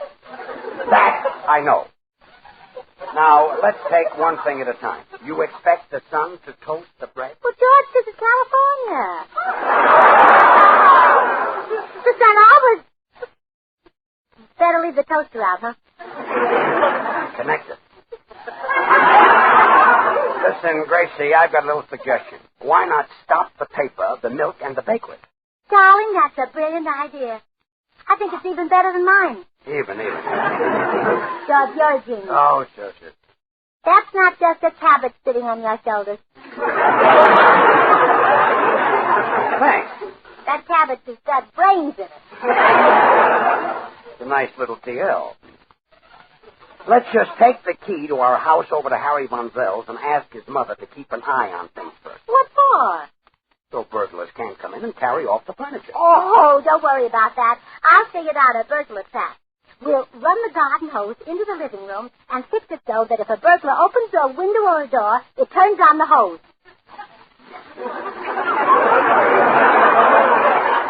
Well, that's not going to keep them out. No, but what burglar is stupid enough to steal wet furniture? This is no cabbage in my head either. You could have fooled me. Let's take the key over to Mrs. Von Zell.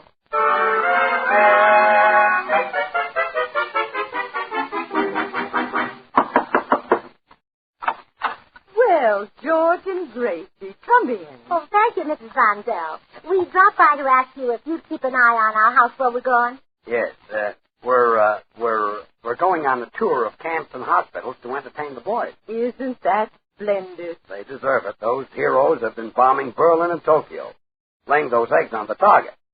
The least I can do is tell them a few of my best jokes. Yeah, that's right. Those boys have done their part. They've laid a lobster bait. Now it's George's turn. Yeah.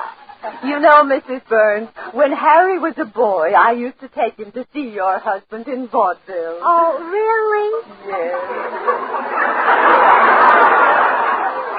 He'd sit there and say, Mommy, someday I'm going to be like that man up there on the stage. Oh, and does he still feel that way?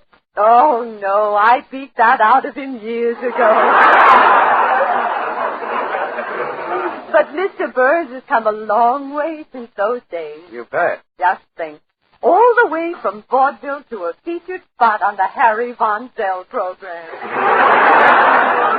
Now, just a minute. Hey, Mom, do you know... Oh, hello, Burnses.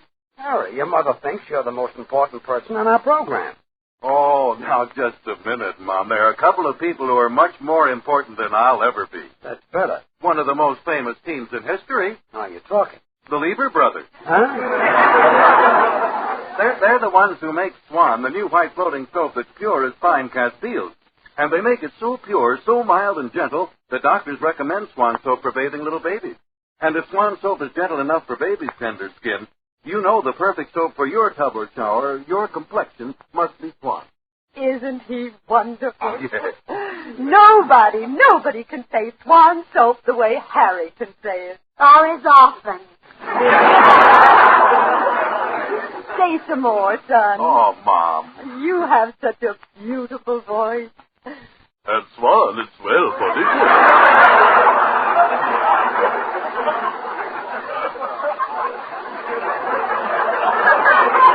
You not only get loads of hard-working studs, but you can be sure that Baby Gentle Swan will help keep your hands smooth and lovely. Oh, Harry has such a pear-shaped tone. Harry has such a pear shape.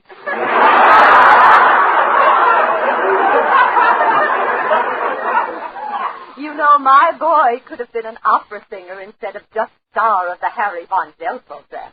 He inherits his glorious voice from me. A bella figlia dell'amore. Oh, fine.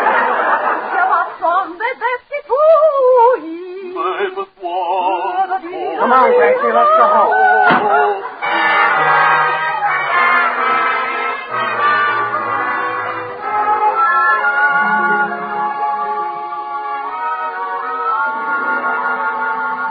Oh, what a laugh that was.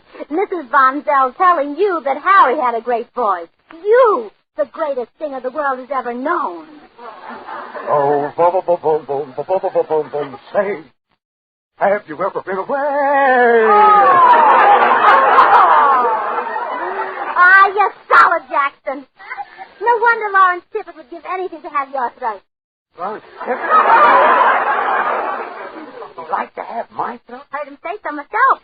One night at the canteen you were singing, and Tippett said I'd give anything to get my hands on that man's throat.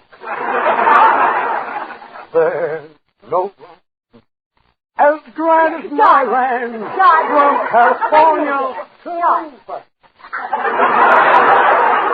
I just had a sensational idea. You can sing the servicemen for the camp in the summer. Sing for the servicemen? I'll be glad to.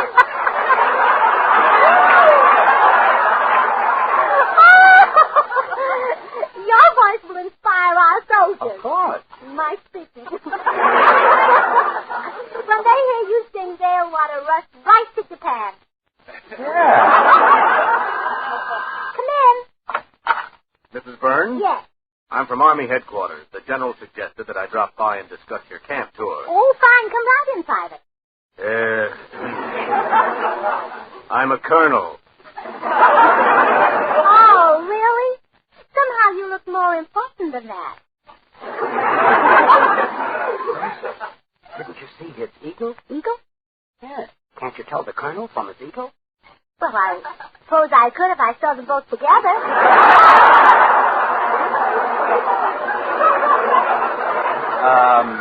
Don't explain that, Colonel. Suppose we talk about our tour. Oh, yes, Colonel. We have a surprise for you. My husband is going to sing for the boys. Oh, does Mr. Burns sing? Does he? Like an angel. He's the greatest singer in the whole world, that's all. Oh, now, Gracie's exaggerating, Colonel. Not much, maybe, but a little. Well, if Mr. Burns is going to sing, I'll certainly see that it gets plenty of advance advertising. Well, give the Colonel a little sample, Citizen.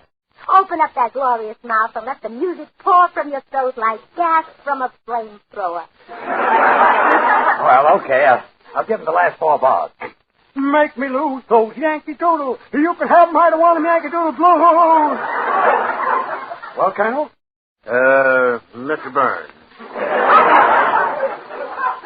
Perhaps it would be better if we didn't advertise his singing. I think we ought to keep the thing, like a secret.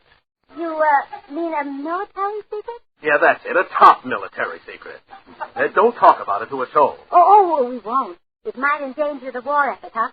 It might wreck it. Hey, Gracie, do you think he liked my singing? Why, George, he must have loved it if he made it a military secret. Now, isn't it exciting? Yeah. Why, you'll be famous among our soldiers, dear. I wouldn't be surprised if at the end of this war, you're better known and better loved than powdered egg. I hope so. Here are Felix Mills in the orchestra with the Swantet singing I'm Beginning to See the Light. I never cared much for moonlit skies. I never winked back at fireflies. But now that the stars are in your eyes, I'm beginning to see the light. Never went in for afterglow or candlelight on the mistletoe. But now, when you turn the lamp low, I see the light. Used to ramble through the park, shadow boxing in the dark. Then you came and caused a spark, and the whole our fire now.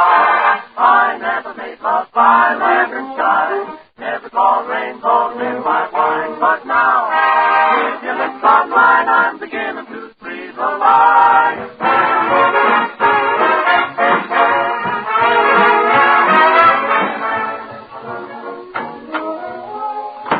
Good morning, Mrs. Burns. Here's your mail. Oh, thank you, Mr. Postman. Well, I guess this is the last we'll be seeing you for a while. My husband and I are leaving on a tour of service camp. Yes, so I hear. What sort of act are you going to do at the camp, Mrs. Burns? Well, George is going to... Oh, I almost forgot. It's a military secret, and people who know military secrets aren't allowed to talk. My, if only my wife knew a few. Mr. Postman, what are you planning to do in your vacation? Oh, I think I'll just lie out in the yard in the sun and let its glorious rays turn my magnificent body into a gleaming bronze Apollo instead of a white one.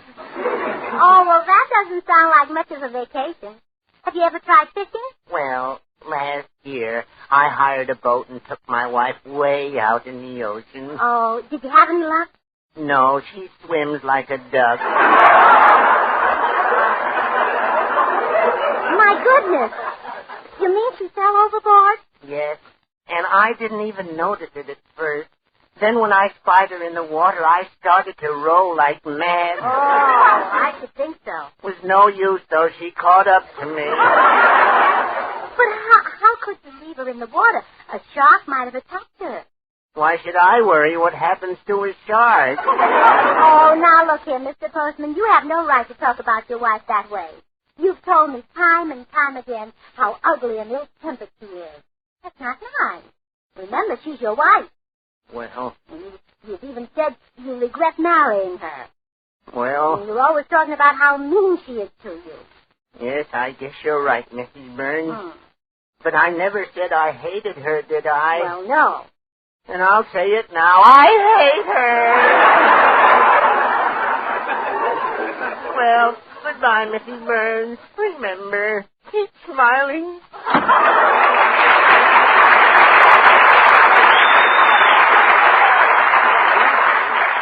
When do you expect to get the packing done? Oh, right now, dear. Oh, that always happens when you're the busiest. Well, I'll answer. You get on with the packing. All right, dear.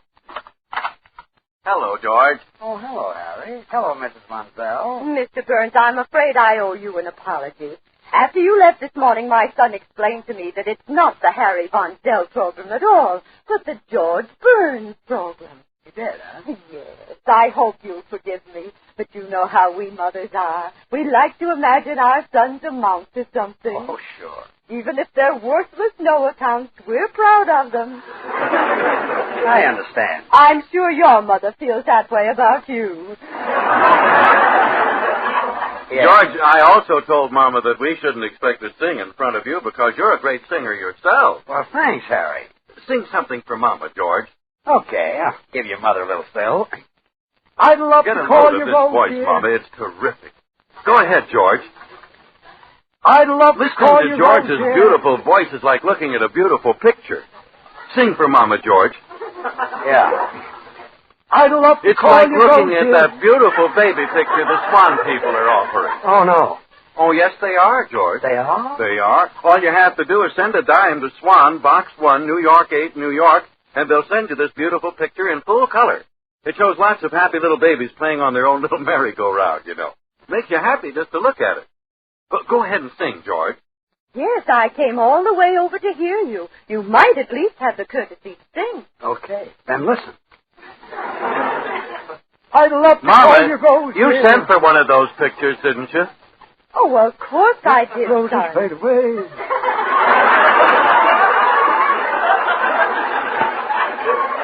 You know, they're perfect for framing. No advertising on them. Oh, that's right. Oh, yes, they're simply wonderful for the nursery or for a gift. Well, Mr. Burns, don't stand there like a bump on a log. Are you going to sing or aren't you? I'll try once more. I'd love to call you Rose. I'd love my to call home. I wonder if I remember to put a dime in that envelope. Well, Mama, you can't get the picture unless you send in a dime. Did you get the address right? Swan, Box 1, New York 8, New York? Oh, yes. Swan, Box 1, New York 8, New York. Oh, now I remember I did send the dime. Oh, good. Well, go ahead and sing, George. Yes, Mr. Burns, you mustn't make people coax you like this.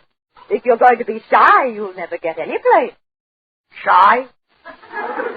Listen, I'm going to sing for the Army and Navy this number. Does that sound like I'm shy? Oh, goodness, no. And if you're that important, I insist on hearing your voice. Okay.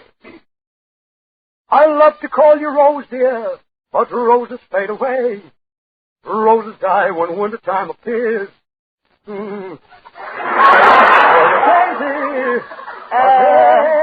Mr. Burns.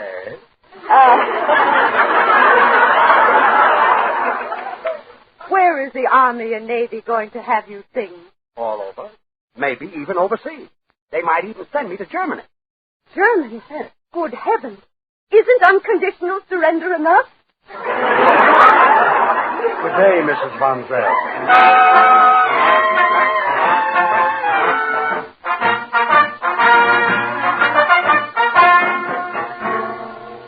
Colonel Tollinger? Yes? Captain Smith, the medical corps reporting, sir.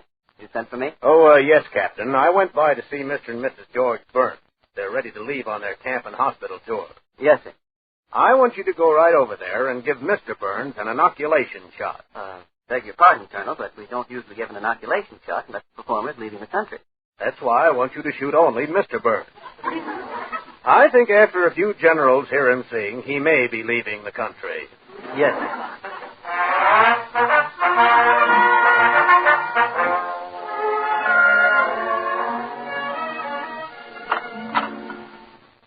George, Harry Von Zell and his mother are telling everyone that you're going to sing for the Army and Navy. Did you tell them? Sure. But didn't you hear what the colonel said? Your singing is a military secret. You've committed treason. Treason? Oh, honey, you're excited about nothing. Nothing? When you must be shot? Shot like Colonel Allen Hale? Stop. All right, I said something the Colonel said not to. But I'm not going to get shot for it. You'd better answer the door. I'm going in and get our packing done. Come in. Mrs. Burns? Yes? I'm Captain Smith. Colonel's orders, ma'am. I'm here to give Mr. Burns a shot. I knew it. I knew it. I beg your pardon. Oh, you can't do it, Captain. You can't. You can't. He's too young. Well, we shoot them any age. Oh, but Captain, my husband is a civilian. I know that. But he's even more civilian than most civilians. I'm a busy man, Mrs. Burns. Where's your husband? Wait, let me be the one to tell him. It'll be easier that way. All right. George. Yeah? Goodbye, old paint. Old paint? You're riding into the sunset, old Dobbin. Dobbin? You're heading for the last roundup, old Pinto. Gracie, what's this all about? Goodbye, old paint. Oh, stop.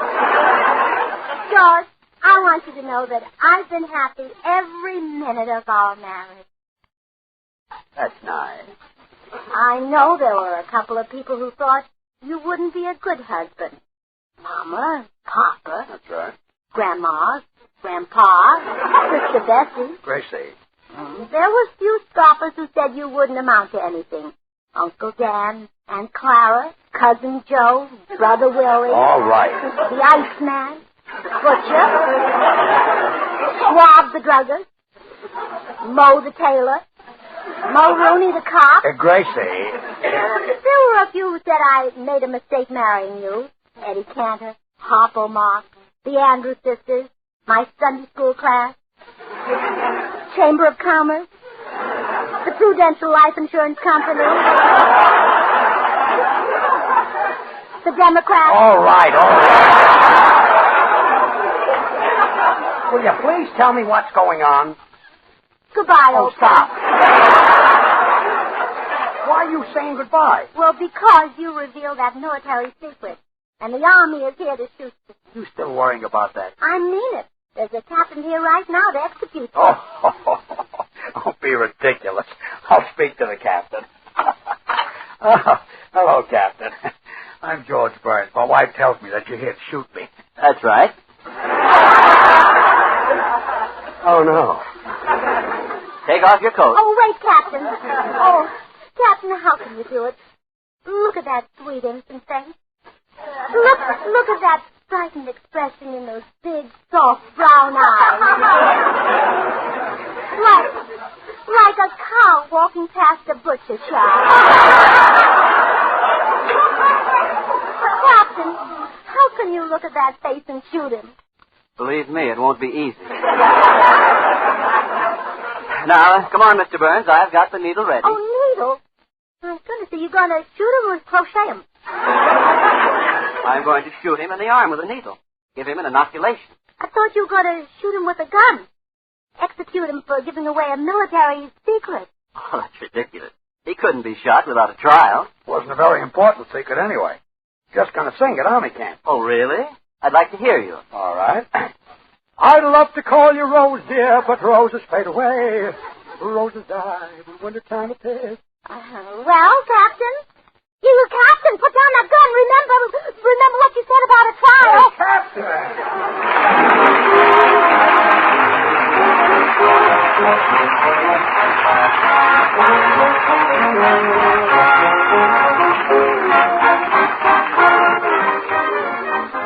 George and Gracie will be right back. And for the last time this season, I want to remind you that Swan is swell for everything. For baby, for you, for dishes, and for your light laundry. That's because Swan's the white floating soap that's pure as fine Castile. The white floating soap that's baby mild, baby gentle. If you haven't yet tried Swan, well, gee whiz, what are you waiting for, And now here are George and Gracie. Ladies and gentlemen, tonight George and I come to the end of 4 years of broadcasting on the Swan program. Next season, we're moving to another network, another night, for another sponsor. But before we go, we want to say thanks to Lever Brothers, the makers of Swan. Gracie and I have been in show business a lot of years. But these last 4 years have really been 4 of the happiest we've ever known. And next season, these Swan programs will be taken over by a very dear friend of ours and a wonderful entertainer, Joan Davis. Good luck, Joan. Good luck. Good night.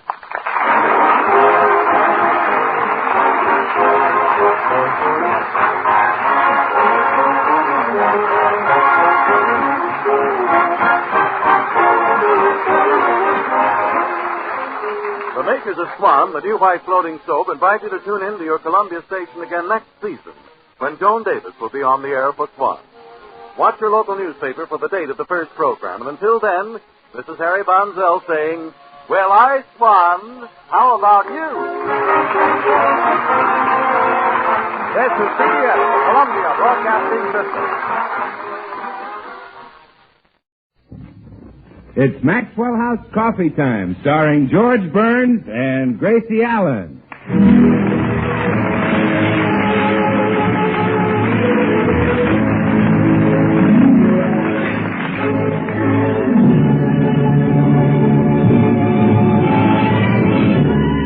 Maxwell House, America's favorite coffee, brings you a new series of programs featuring the domestic adventures of that lovable Mr. and Mrs. George and Gracie. With yours truly, Bill Goodwin, the Les Paul Trio, and the music of Meredith Wilson and his orchestra.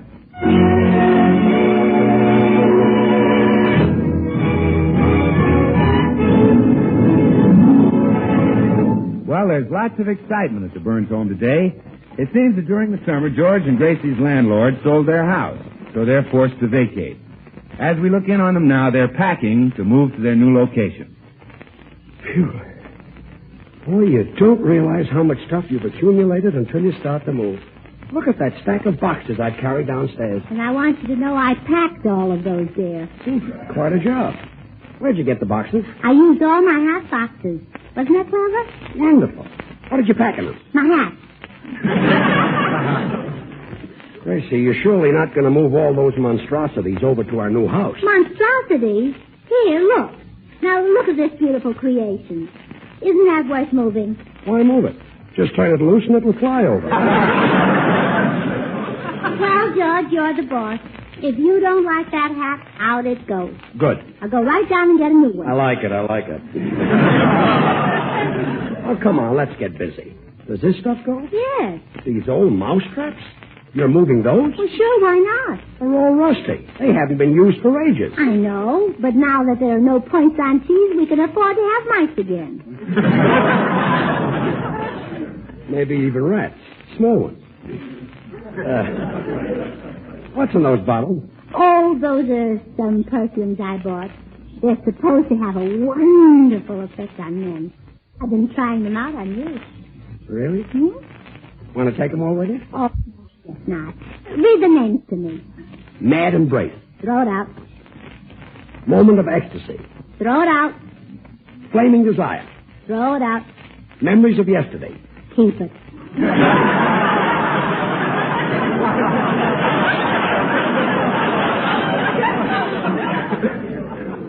I hope I didn't influence your choice. Boy, look at that load of stuff we've got. I'm glad we rent furnished. At least we don't have any furniture to move. Except our easy chair. The one that Mama gave us. Oh, honey, that thing is all worn out. Let's not bother to move it. But it's an heirloom. It's been in my family for years. But my mother had that chair before she had me. Must have been quite a surprise to your father.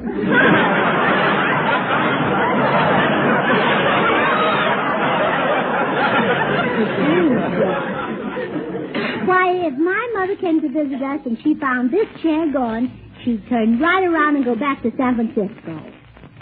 I see. George, put down that axe.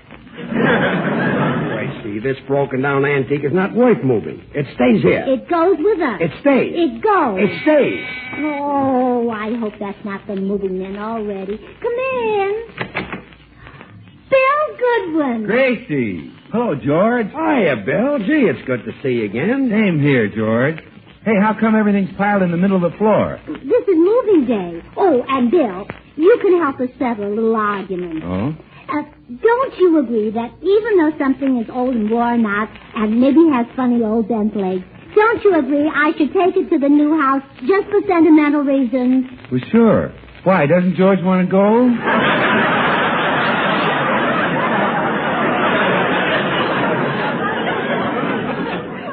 Still a comedian, I see. Oh, yes. He was referring to a chair bill. Oh, well, how come you're moving? Well, George had a fight with the landlord, and the landlord told George to move. Then he sold the house from under it. Then he sent us an eviction notice.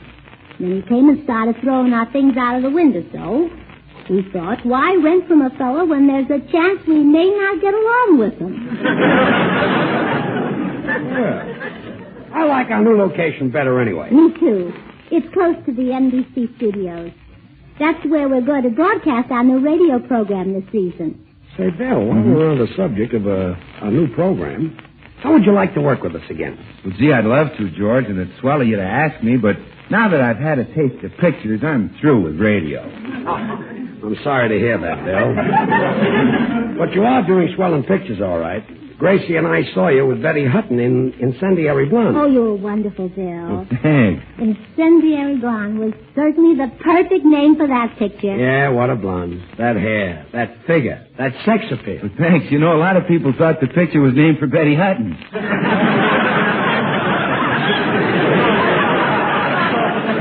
Oh, brother. Bill, won't you reconsider about working on the radio? Well, no, I'm sorry, Gracie. From now on, I'm strictly a picture man. Imagine making love to Betty Hutton all day, and they paid me for it. Radio's so cold. You stand up in front of a cold piece of steel called a microphone. No warmth, no beauty. But you'd be working for George. No money. I'm sorry, kid. Believe me, if I'd do it for anybody, it'd be for you. But $1 million a week couldn't get me back on the radio. Love those pictures. Well, thanks. Well, thanks for asking me, George.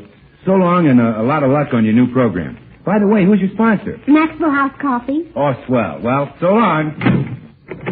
Maxwell House Coffee? Are you kidding? You mean that delicious coffee that's good to the last drop?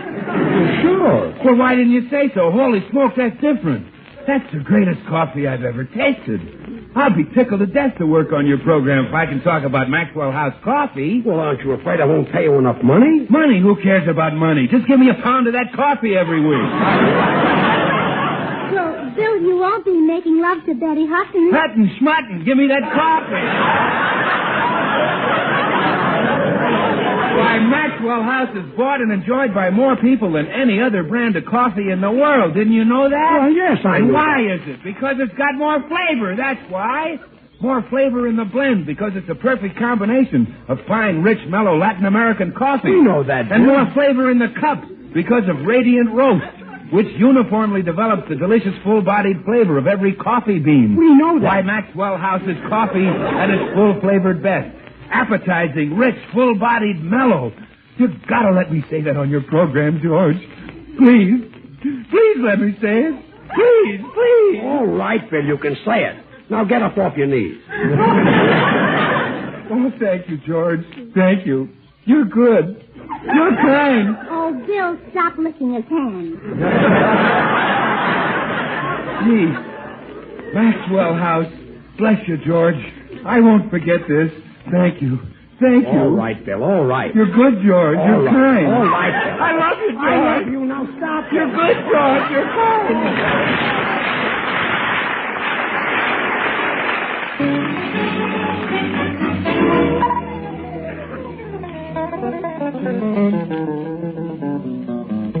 Now it's Les Paul and his trio with Out of Nowhere.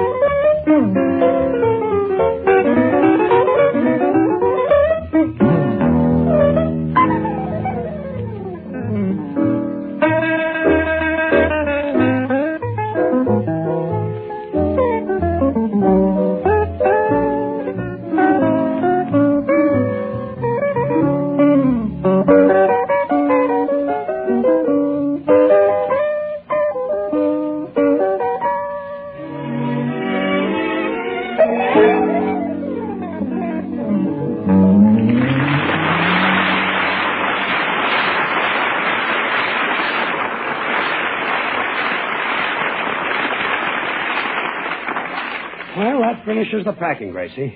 As soon as the moving men get here, we can start for the new house. Yes. I hope we'll have some nice neighbors over there. Me too. Mrs. Morton and Mrs. Bagley are all right. But I'd like to see you get acquainted with some housewives your own age. Well, maybe now I can.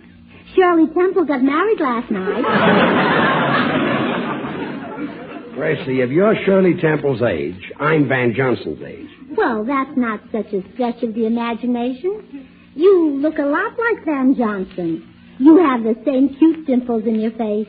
Really? Mm-hmm. The only difference is yours are longer and there are more of them. Thanks, kid. You know, now that I think about actually leaving here, it kind of makes me sad. Every room in this house holds memories. Yes. The kitchen where I fixed your meals. The aquarium where we ate them. The aquarium? Yeah. Oh, I meant the dining room. Well, you can't blame me for getting mixed up. We've seen nothing but fish there for 3 years. How true. The living room where we used to snuggle in front of the fireplace. I don't know which kept me warmer, the fireplace or your kisses. Oh, Gracie. I think it was your kisses. How about one right now? Okay. Hope we have a fireplace in the new house.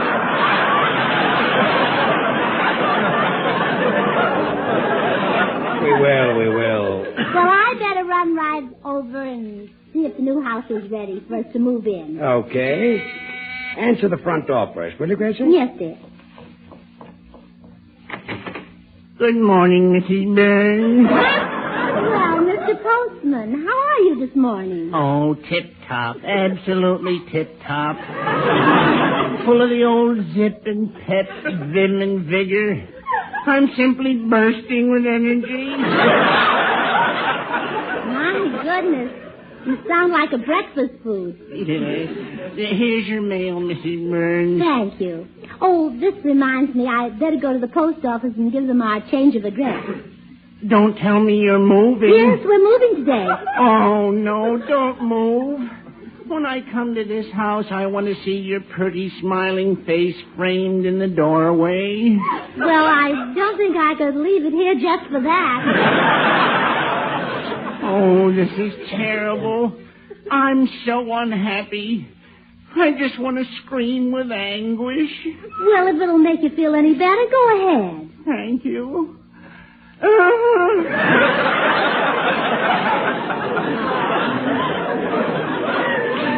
I wish you wouldn't take it so hard. We're only moving to 360 North Camden. I'm going over there right now. But I'll never see 360 North Camden? Yes. Oh, that's on my route. Oh, happy day. Good. Now you don't feel like screaming with anguish anymore. No, now I want to scream with joy. Well, let her go. Thank you.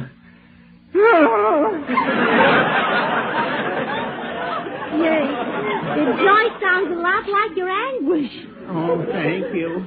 Well, goodbye, Mrs. Burns. Remember, keep smiling.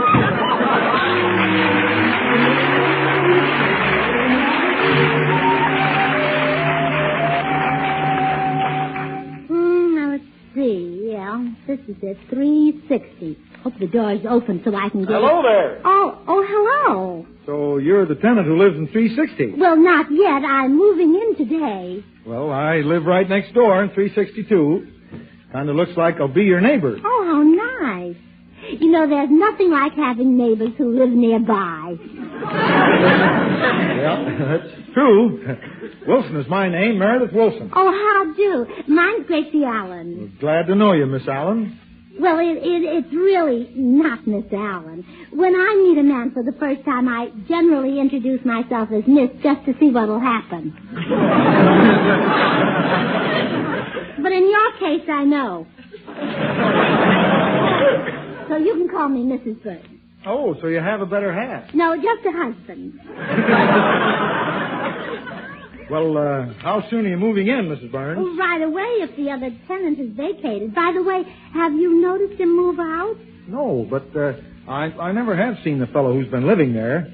He must not be very friendly. Well, maybe he didn't like to show his face because he wasn't attractive. Well, in that case, I expect to see plenty of yours. Oh, Mr. Wilson. Oh, you're so gallant. No. And so easy to lead. Tell me more about you. Well, I was born in Mason City, Iowa. Mason City, Iowa. Well, isn't it a small world? You mean? Yes, I was born in San Francisco, California. Right in the same country. You don't say.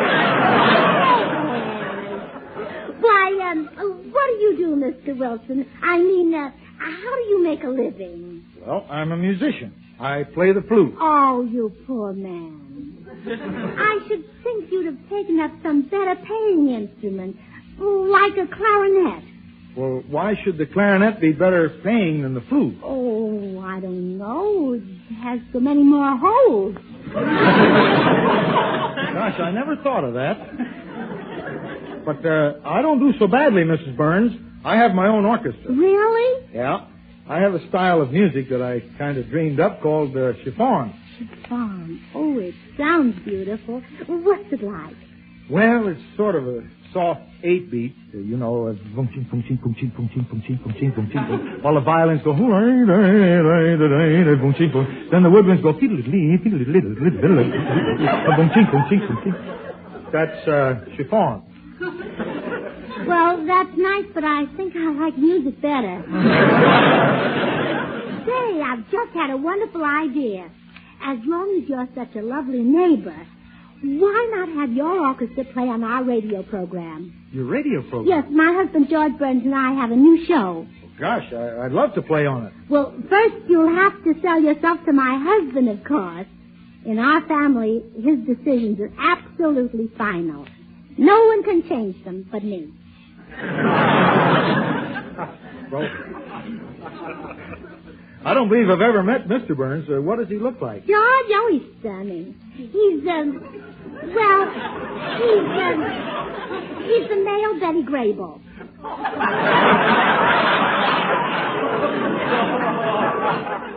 Oh, then this must be your husband coming up the walk now. Oh, no, that's Bill Goodwin. Hi, Gracie. I thought I'd drop by and see if I could help you get settled in the new house. Thank you, Bill. Oh, I'd like you to meet Meredith Wilson. Meredith, this is Bill Goodwin. Hello, Meredith. Hiya, Bill. Well, it looks like you two boys will be on our radio program together. Oh, well, I'm sure we'll be the best of friends, Meredith. Thanks, Bill. You know, when you walked up, I thought you were George Burns.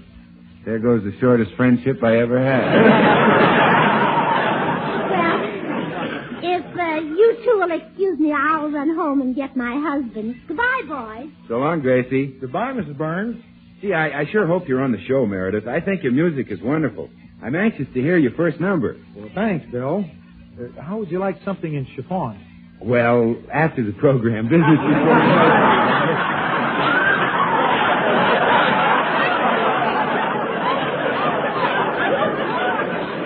Meredith, do you think George will hire you? Well, if I were back in my hometown of Mason City, Iowa, I know how I'd get in good with George. How? Well, whenever a new neighbor moved in, we'd prepare some hot food, and we'd take it over to their new house. So when they moved in all tired and hungry, they'd have a nice surprise. Oh, we'll do that here. Food always makes a hit with an actor. It'll even make a hit with George Burns. Well, that's just what it'll do. My mother used to make wonderful spare ribs and sauerkraut. I'll fix a big pot of spare ribs and sauerkraut, and I'll put it on their dining room table. Oh, swell. Well, excuse me, Bill. I'd better go find a cabbage head. No, just fix the food. Gracie will bring him over. Meredith Wilson and that celebrated chiffon music. Anita's dance.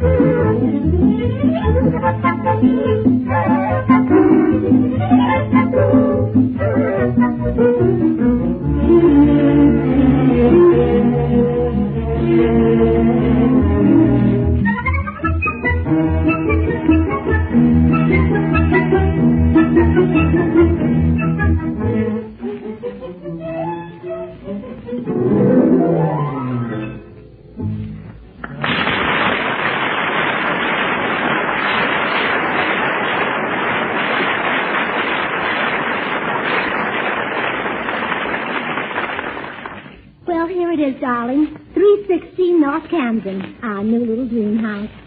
Well, let's go in and look around. Got the key? Mm-hmm. Well, go on in. Why not? I want you to carry me across the threshold. Oh, Gracie. But you always have, dear. Come on, pick me up in your arms. Okay.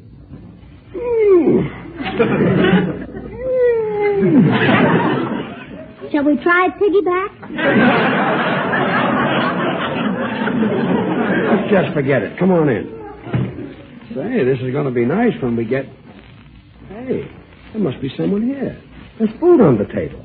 Hot food. Look. Sauerkraut. George, maybe this is where Hitler's hiding. I doubt it. Gracie, do you realize what this means? What? It means the old tenant hasn't moved out yet. Oh, my goodness. Then we can't move in. Exactly. And our house is sold, and the new owners are already there. Gracie, we've got no house to live in. Oh, that doesn't worry me a bit, darling. Why, even a cave would be home if you were there. Really? Oh, sure. And once a month I'd visit you. Where would you be? In San Francisco with my mother. Well, I'm not living in any cave.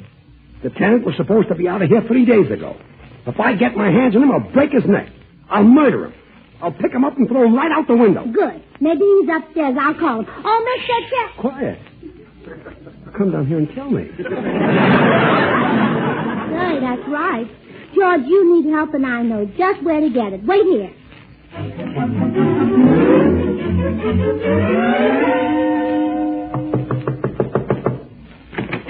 Hello, Mrs. Burns. Have you moved in yet? Not quite, Mr. Wilson.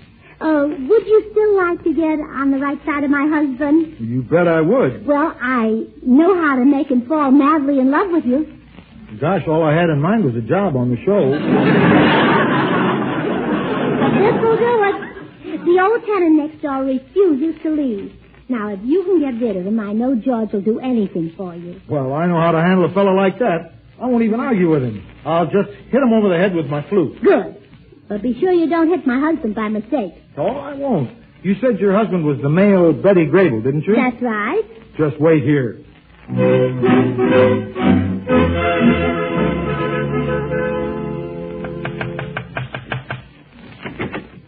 Yes?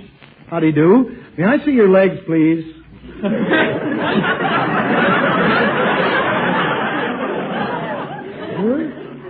Your legs. Would you mind pulling up your pants? Okay. Your underwear, too. Oh, it's dirty. A little higher. There. Well, you're no Grable. Oh. Now, get out of this house. What right have you got to... Wait a minute. Is that your spare ribs and sauerkraut on the table? It is? Then you get out. I know my rights, and I'm staying right here. I've paid for this house, and nobody can scare me out. Boo. Okay, I'll go.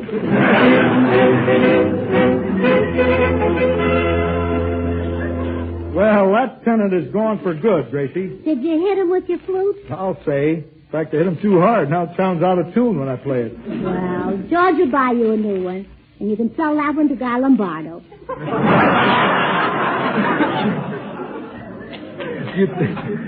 Do you think George will put me on the program now? Meredith, when he finds out what you've done, there's no telling what he'll do. Gee, that's swell. Well, let's go over so I can meet him. Well, I'll go first and prepare the way. You come over in a minute. Okay.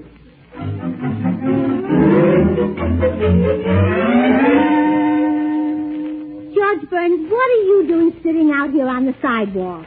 That crazy tenant threw me out. Well, we'll take care of him later. Oh, George, look, right now I want to talk to you about hiring Meredith Wilson for our program. I can't think now. My head aches.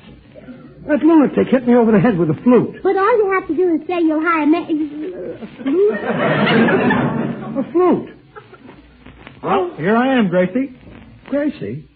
You know this big lot of... Him? You mean the fellow with the bent flute? That's right. Who's he? Well, if I tell you, will you hire Meredith Wilson for our program? Yes, I'll hire Meredith Wilson. Now, who is this man? George, shake hands with Leopold Stokowski.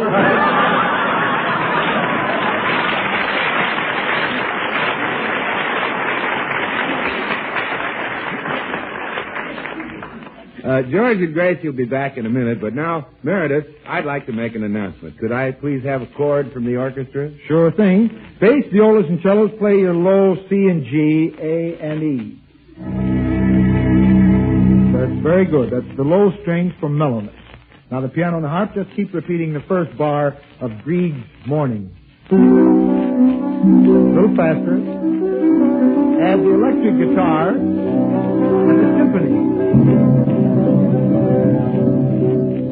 That's fine. That's the rhythm section for richness. Violin, C and G, please. Also A and E with a tremolo. That's right. Fiddles for full body. Now a bar of Umbrella Man from the Woodwinds, which we will use for vigor. And now, Mr. Goodwin, your chord.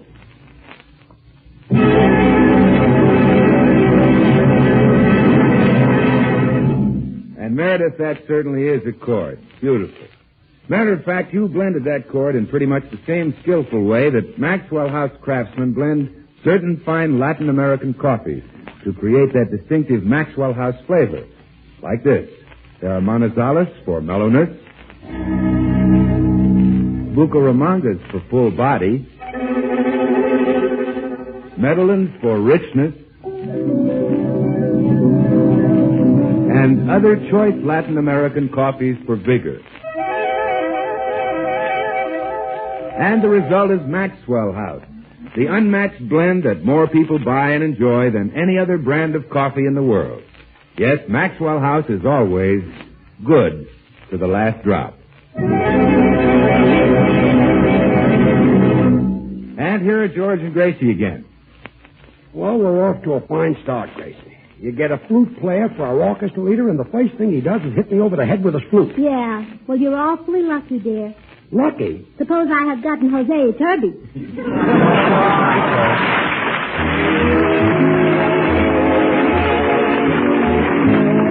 Join us again next week when we'll all be back. George Burns, Gracie Allen, Meredith Wilson and his orchestra, and yours truly, Bill Goodwin.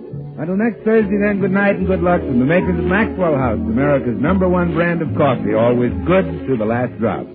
Stay tuned to this station because Bird's Eye Open House, starring Dinah Shore, is coming on in just a second. You'll hear Dinah, Harry Von Zell, Bobby Dolan's orchestra, Ken Lane's chorus, and Dinah's special guest, Joseph Patton.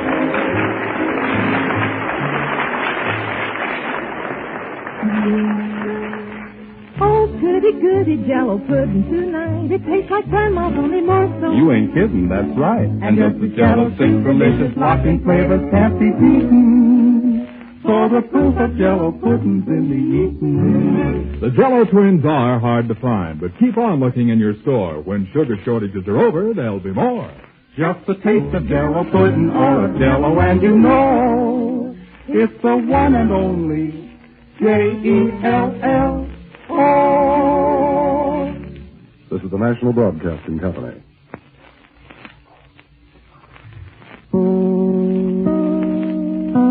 KFI Los Angeles. Transcribed.